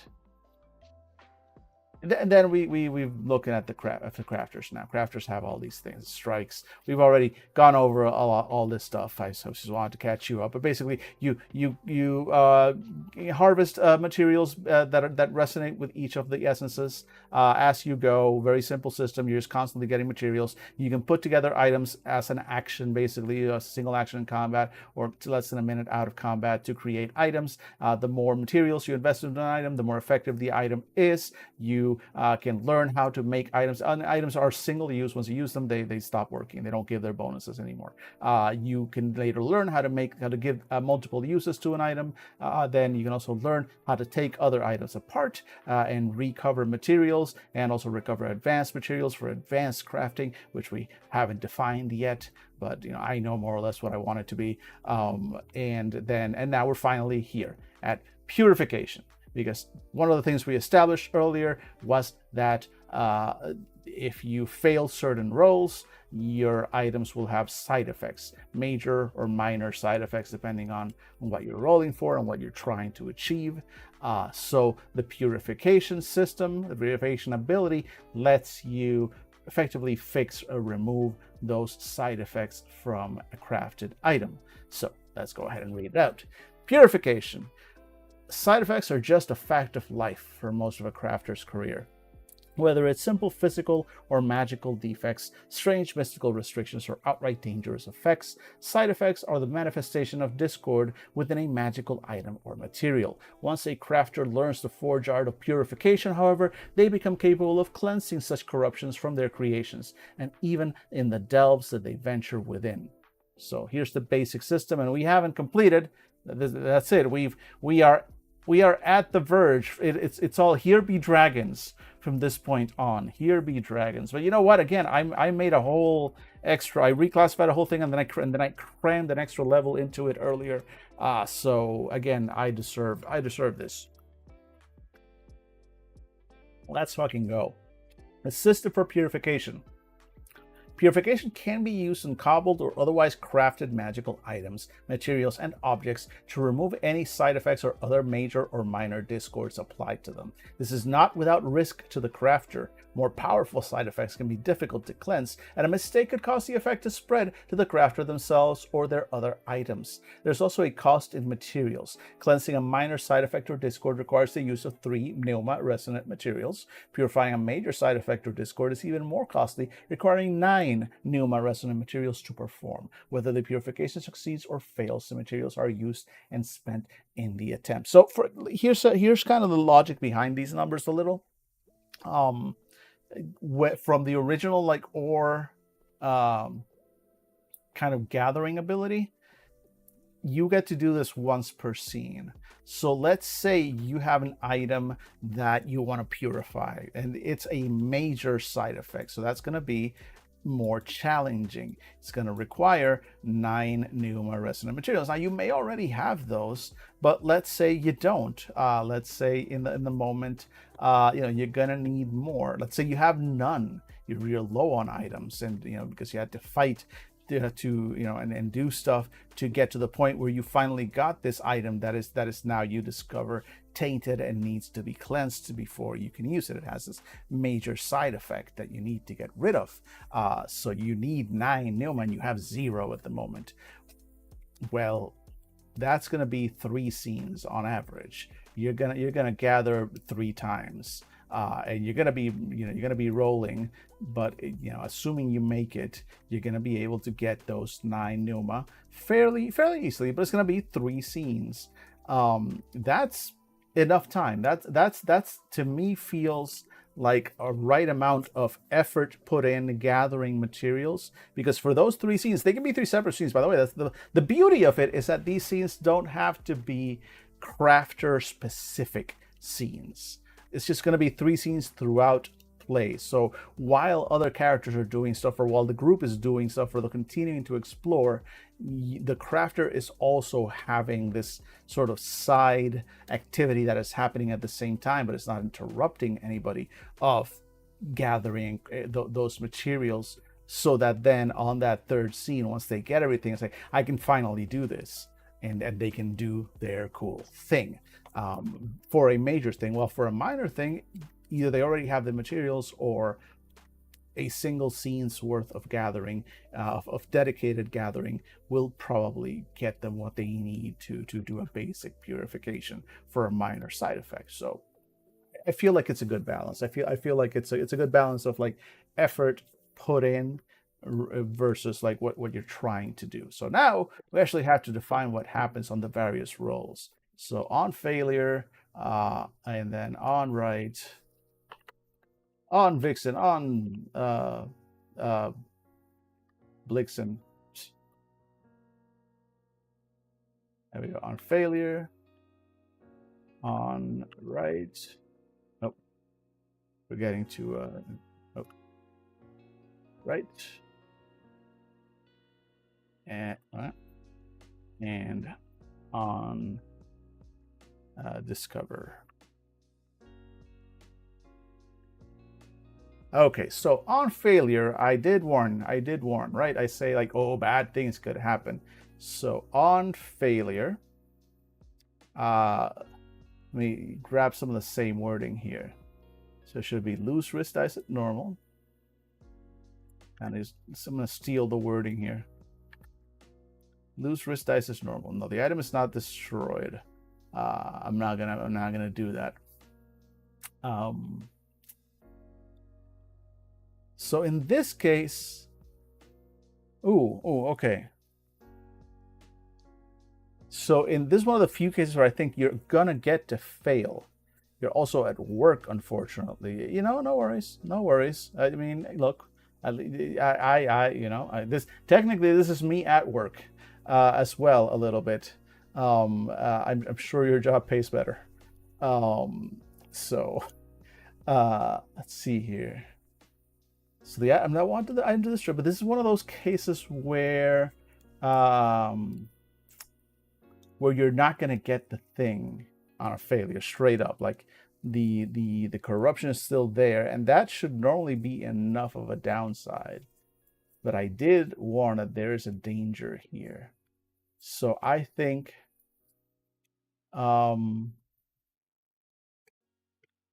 let's see, how can we do this? Roll, okay, a loose wrist dice is normal. The side effect. The side effect is not cleansed and spreads to one of your other hobbled items or materials. Roll a d6 and see below. Then on a 1 to 2,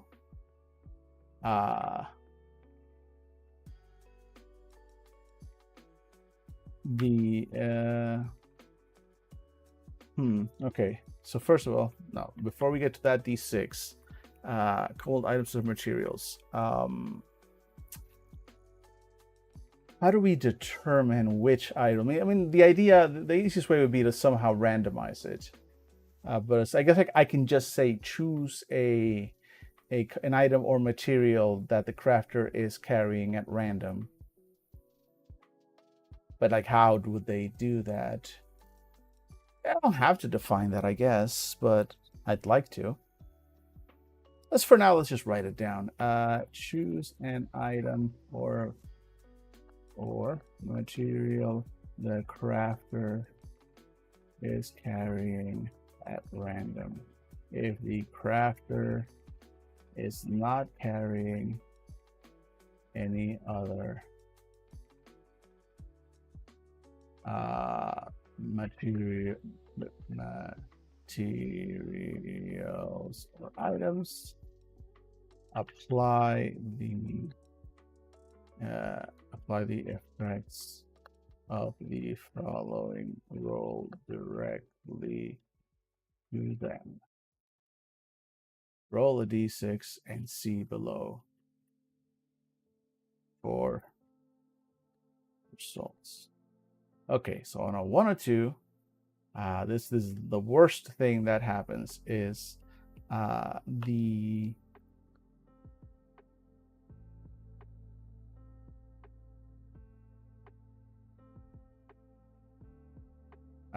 okay, the side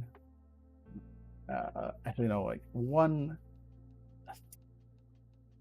the affected item gains 1 major side effect.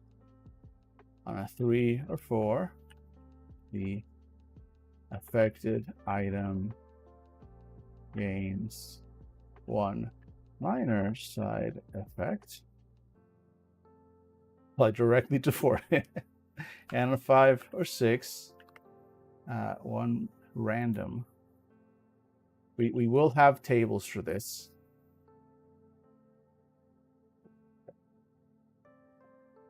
The affected item receives a copy of the same side effect as the source material. Close enough. All right, so that happens if you fail. On a right, usually this is the boring answer. You get what you want. On a right, recover wrist dice as usual. The all used materials are consumed, and the side effect is cleansed entirely from the item. That's it, really. That's all it needs to do. And then on discover, recover wrist dice as usual. Gain an additional dice to your pool. And then all used materials are consumed, and the side effect is cleansed entirely from the item. Choose 1 material or item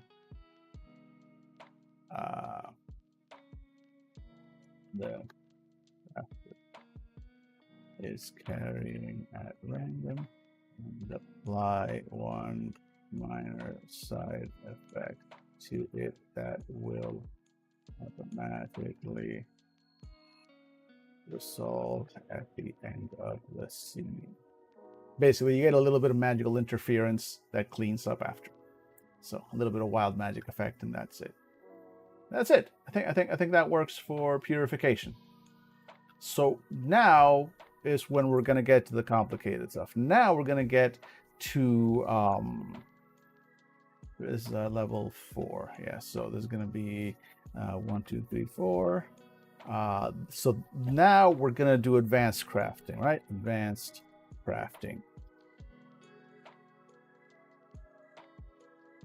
What happens when you want to create an outright magical item or make something you cobbled together a bit more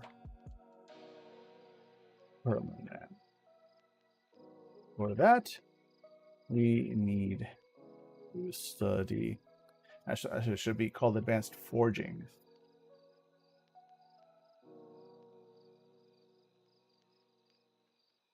Need to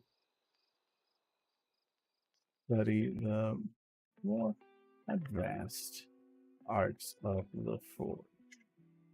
All the previous strikes have. In order to learn advanced forge strikes. The crafter must have mastered all of the regular strikes listed above, as each represents a basic skill that the crafter must build upon before they can achieve the pin.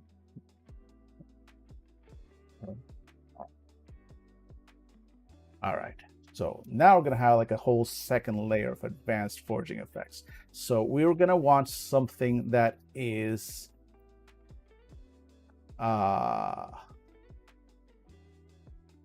permanence is going to have to be one of them, right? Some kind of permanence.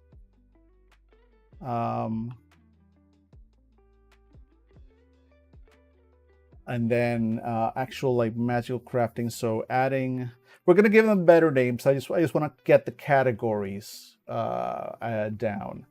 Good flavor reasoning. Thank you.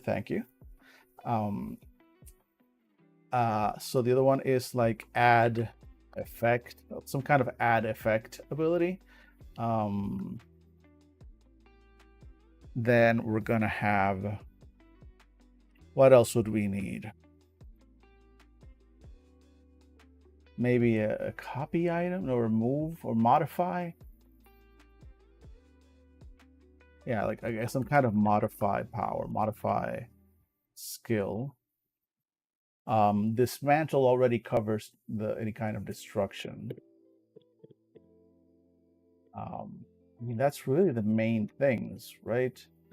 You guys have any extra ideas there? Let me see, because we've covered basic, gathering of materials, basic cobbling together of materials into items, basic hardening and improvement of the resilience and usability of items, dismantling items to get items back, and purification of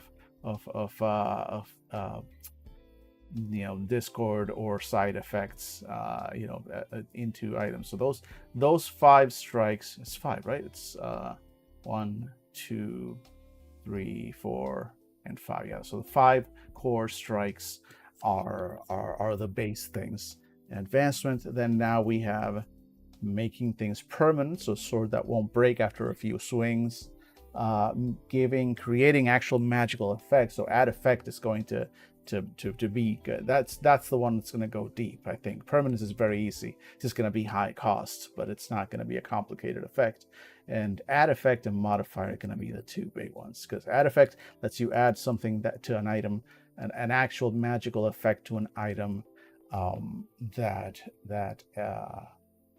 you couldn't add before, that didn't have before. Rather, a modify would be taking an existing effect and strengthening it, changing the type of damage, or changing the effect that it has, or expanding it. Like maybe you have a flying carpet that can only carry one person, where you can modify it and strengthen it. So I don't know if maybe okay. So let's think of some names now. Permanence. So the permanence power, we would want to call it not perfection. I'm thinking something like perfection for the modify power, for the modify strike rather. For permanence, we already have hardening, so maybe a name like beginning. No.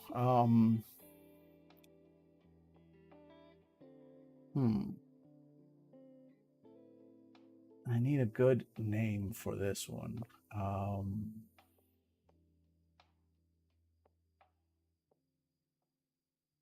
Maybe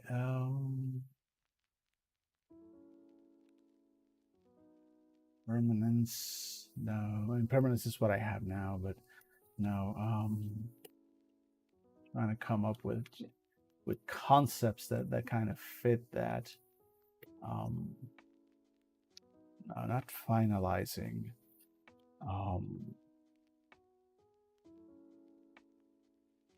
Durability, no.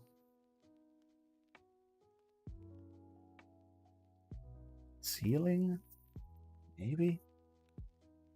There's some variation of sealing. What's the quenching? Folding?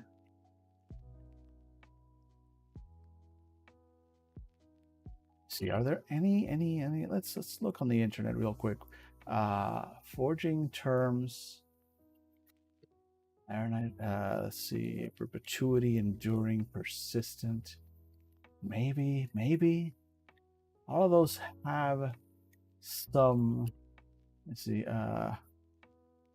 forging terms that mean permanence or hardening. Forging guide, glossary of terms. Annealing? No. Annealing is would be accurate, but it's also like meh. Cast, chamfer, choke, chucking lug, clip and shave, cold stamp, cord forging, die holders, elongation, extruded bar, extrusion. Ooh, extrusion would be a good one for maybe for one of these. I don't know, but finish. No, that's a finish. That's not actually what that means. Forging range, grain size, gutter, make inherent. Maybe. Hardness, hardening, heat treatment. Lubricate. Pickling. No. Polishing. Quenching. No, quenching is specifically cooling, so no. Pressure load, rough weight, scaling, scale dipping, slug, a split die, stress, yield strength, perpetuity, maybe. Yeah, the strike of perpetuity. I like perpetuity. You know what? Let's go with perpetuity. The strike of perpetuity. All right, and then add effect. There we go. So add effect. Let's go with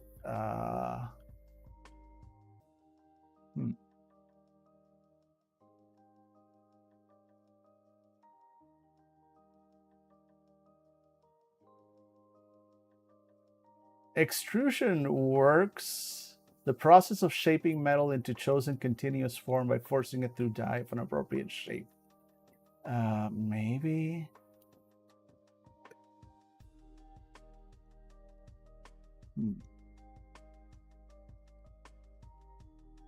Flattening, loading die.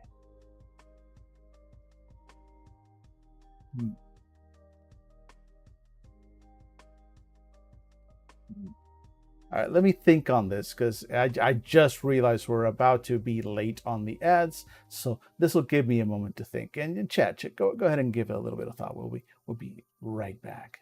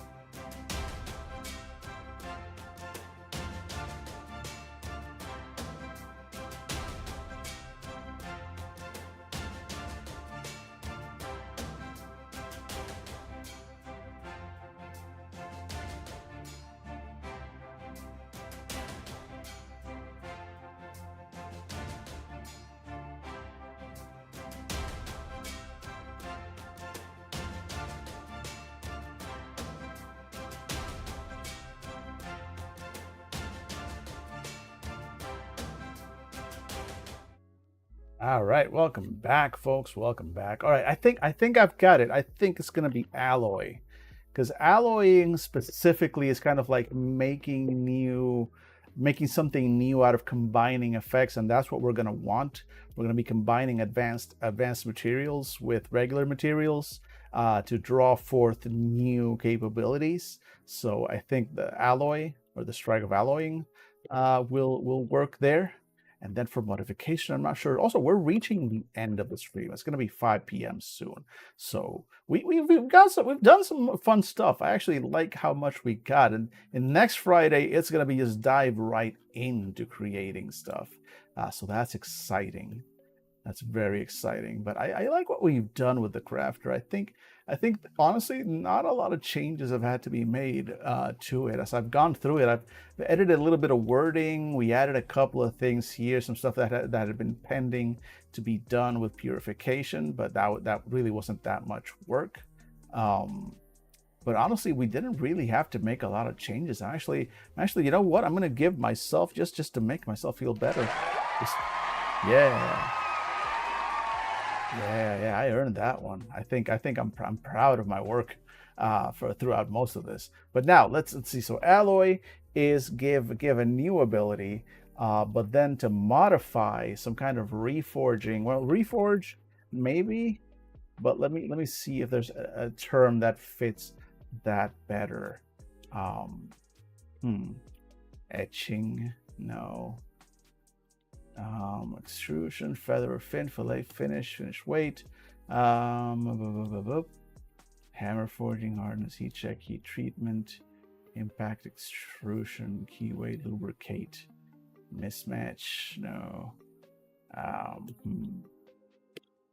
form, pressing, punch, no.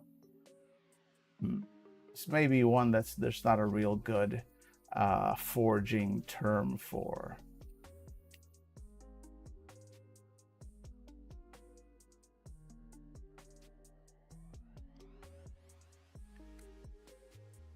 Yeah, I feel like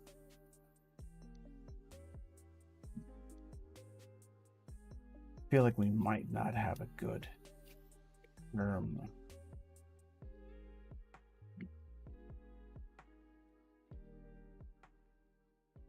Boss, bottom die, breakdown. Breakdown? No. So it's a preliminary thing.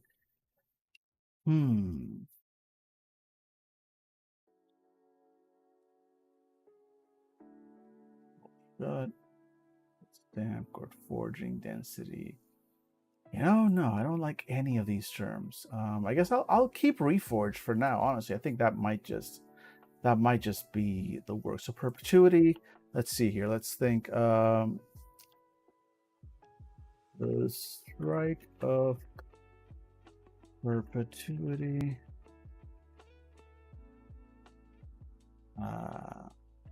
Allows a crafter to make their creations permanent. Rather, I mean, permanent is right. It's kind of self-explanatory. But more powerful, complex the item, the more costly the procedure. But if successfully completed, the item's power becomes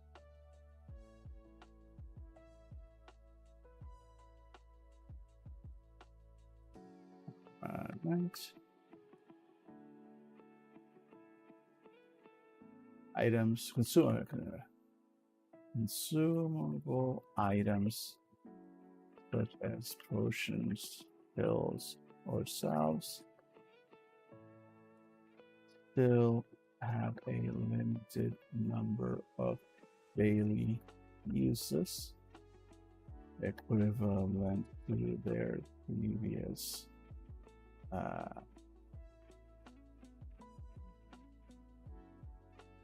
the previous doses. Yeah, previous doses, I guess. But they refill on start of each day. Therefore, there's a reason for people like alchemists and potion maker crafters to pick up perpetuity anyway. And then system, right? Let's see here.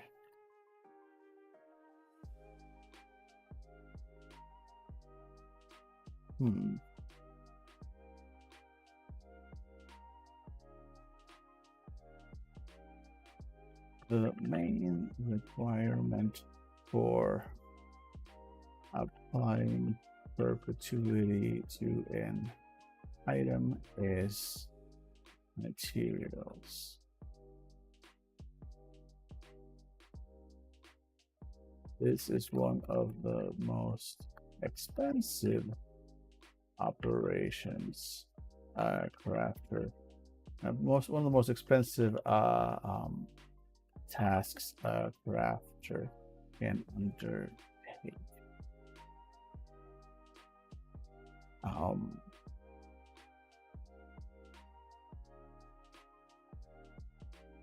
Although the cost calculation is fairly simple.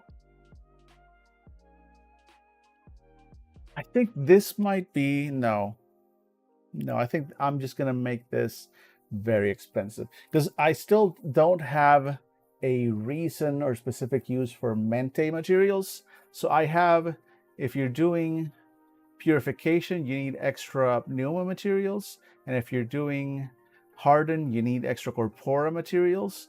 But I don't have anything that requires extra mente materials.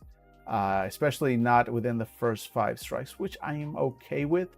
Mente materials are gonna be weird, but I think mente materials will be highly important for the alloy and reforge ones. I'm not gonna require them for perpetuity. Perpetuity is just gonna be expensive in general. The calculation is fairly simple. 9 each of corpora, mente, and pneuma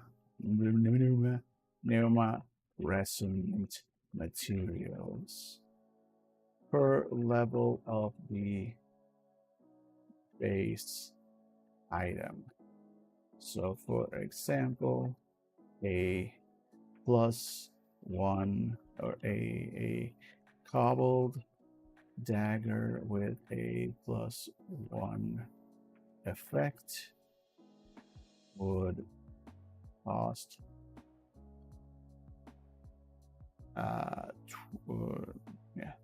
27 total materials to be made. 9 each of all 3 times. A potion with okay, wait.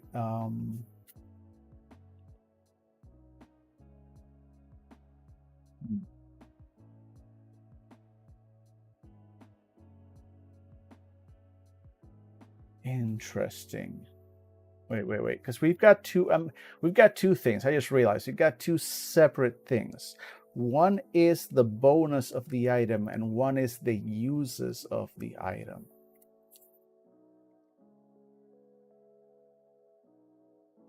And if I don't want to deal with that, I can just make it so consumable items such as potions, pills, or salves still have a maximum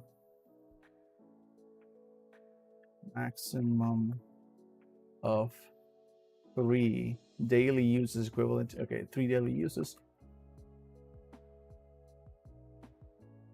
Well, they refill automatically at the start of each day. That way, we don't have to worry about whether the only problem is then it might feel. That's fine. Once you get perpetuity, you get access to that.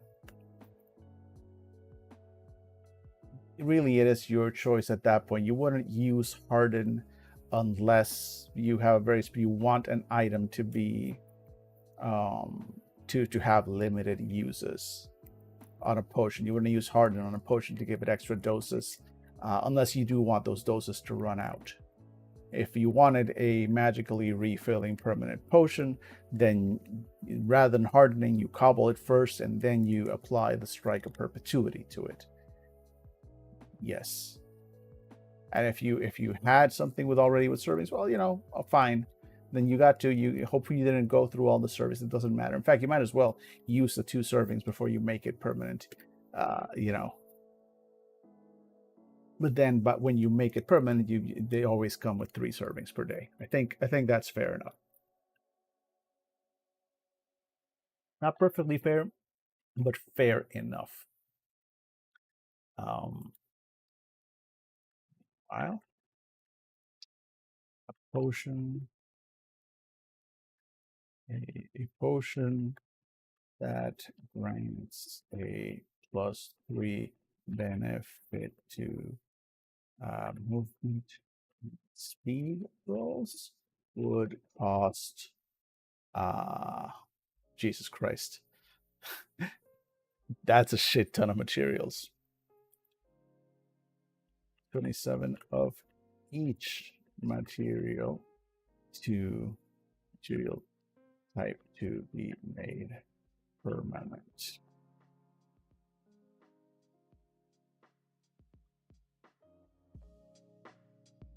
While these costs are very high, the benefits of having a permanent inexhaustible magic item that consumes no extra power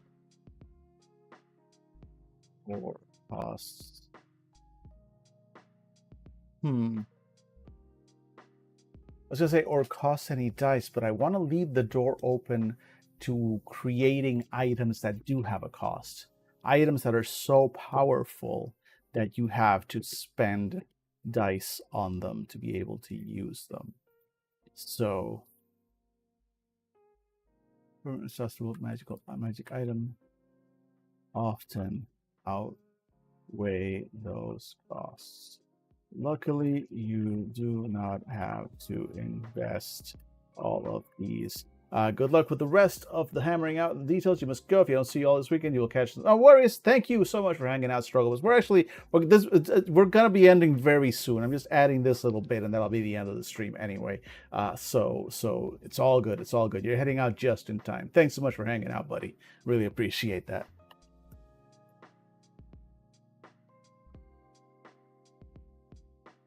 All of these materials at once.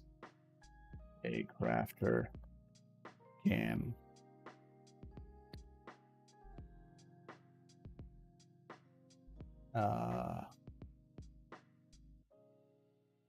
use up materials as they go.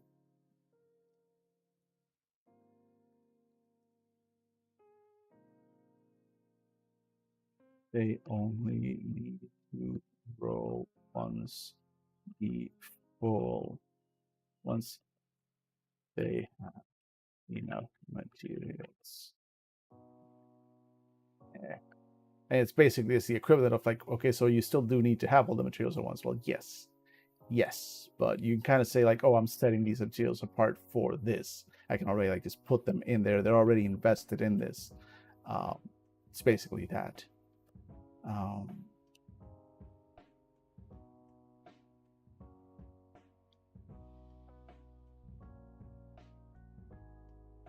And then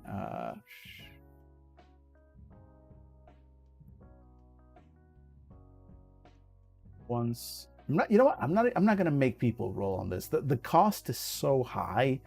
The cost of materials is so high that I'm not going to make. If you have the materials, you can do this. That's it. That's the cost. I'm not going to make you roll. Once a crafter has enough materials, No role is needed. They simply need to have learned the secrets and skills of the strike of perpetuity, and they can apply the essences in these materials to apply verments.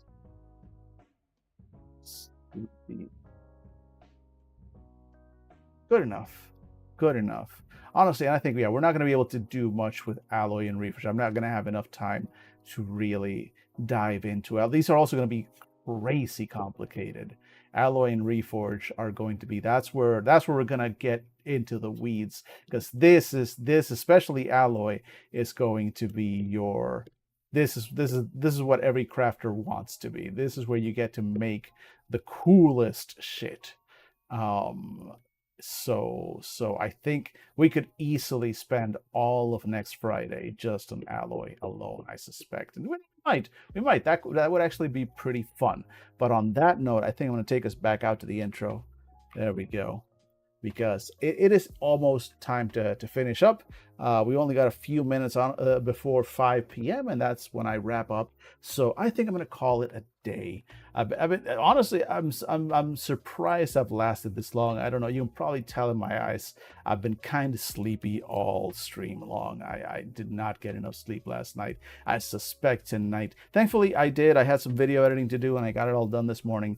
I really have nothing more to do tonight. So I'm just going to relax, probably go to bed early, maybe get some video gaming and get some proper sleep. And tomorrow I will be streaming. I don't have a specific time yet. It's going to be just me playing some video games, but since I'm not going to be doing any recording or anything, I will be streaming some video games. Just if you're already subscribed, you'll get an alert once I go live. It'll probably be in the afternoon, maybe in the evening. And then on Sunday, I will not be here, but I will be live and streaming in the evening as playing my little vampire self over on the Praxagora Thesmophoria channel. I will leave a link for that tomorrow on the stream if you're interested, and you will get to see me playing a little vampire dude, and hopefully I'll be well rested enough that I'll be a little bit more or less sleepy on that stream. And I'm just seeing myself on the camera like I look so tired, and I am a sleepy boy. But we did so much today. We worked on our game. We created some cool stuff in our game. The whole new power sets. We gave a lot of thought. We had some good ideas back and forth. We did some planning for next week and for tomorrow. On a personal level, I did video editing. I got in a full workout this morning despite the exhaustion and everything. We cuddled our cat multiple times. Honestly, pretty solid day, pretty great Friday. I'm glad y'all got to hang out with me today. I appreciate, as always, the company, the suggestions, everything else, and I will be back again tomorrow. And yeah. Look, if any of this serves as inspiration, go ahead. I'd love to see it. I'd love to see it. I'm definitely like going back and forth. I mean, a lot of this is. I'm really trying to find, because this one is going to require an investment of time as well. Once we get to alloy is complicated. Alloy is going to be closer to traditional crafting, but even then, I want players to be able to like where cobble and all the main abilities around cobble are all like one action abilities. I think alloy is going to be a one scene ability. You're still not going to be spending months and months, crafting something and going into the weeds on stuff. It's going to be substantially more complicated than cobble, but it's going to be like a scene. It's like, all right, this is all I'm doing this scene. So it is going to be as deep as I'm going to let myself get into that whole thing where like, okay, the game becomes about you for the next few minutes. It's still going to be a little bit of that, but I'm going to try and make it so it's not, we're not derailing the game for the next half hour to an hour while the crafter makes a magic wand. So that's going to be the challenge for us next Friday. So that'll be fun. I'm looking forward to that. I'm also looking forward to some gaming tomorrow. Hope to see you then. Pew pew, finger guns. I will see you hopefully tomorrow. Have an absolutely wonderful Friday evening or whatever time zone it is where you are. Bye.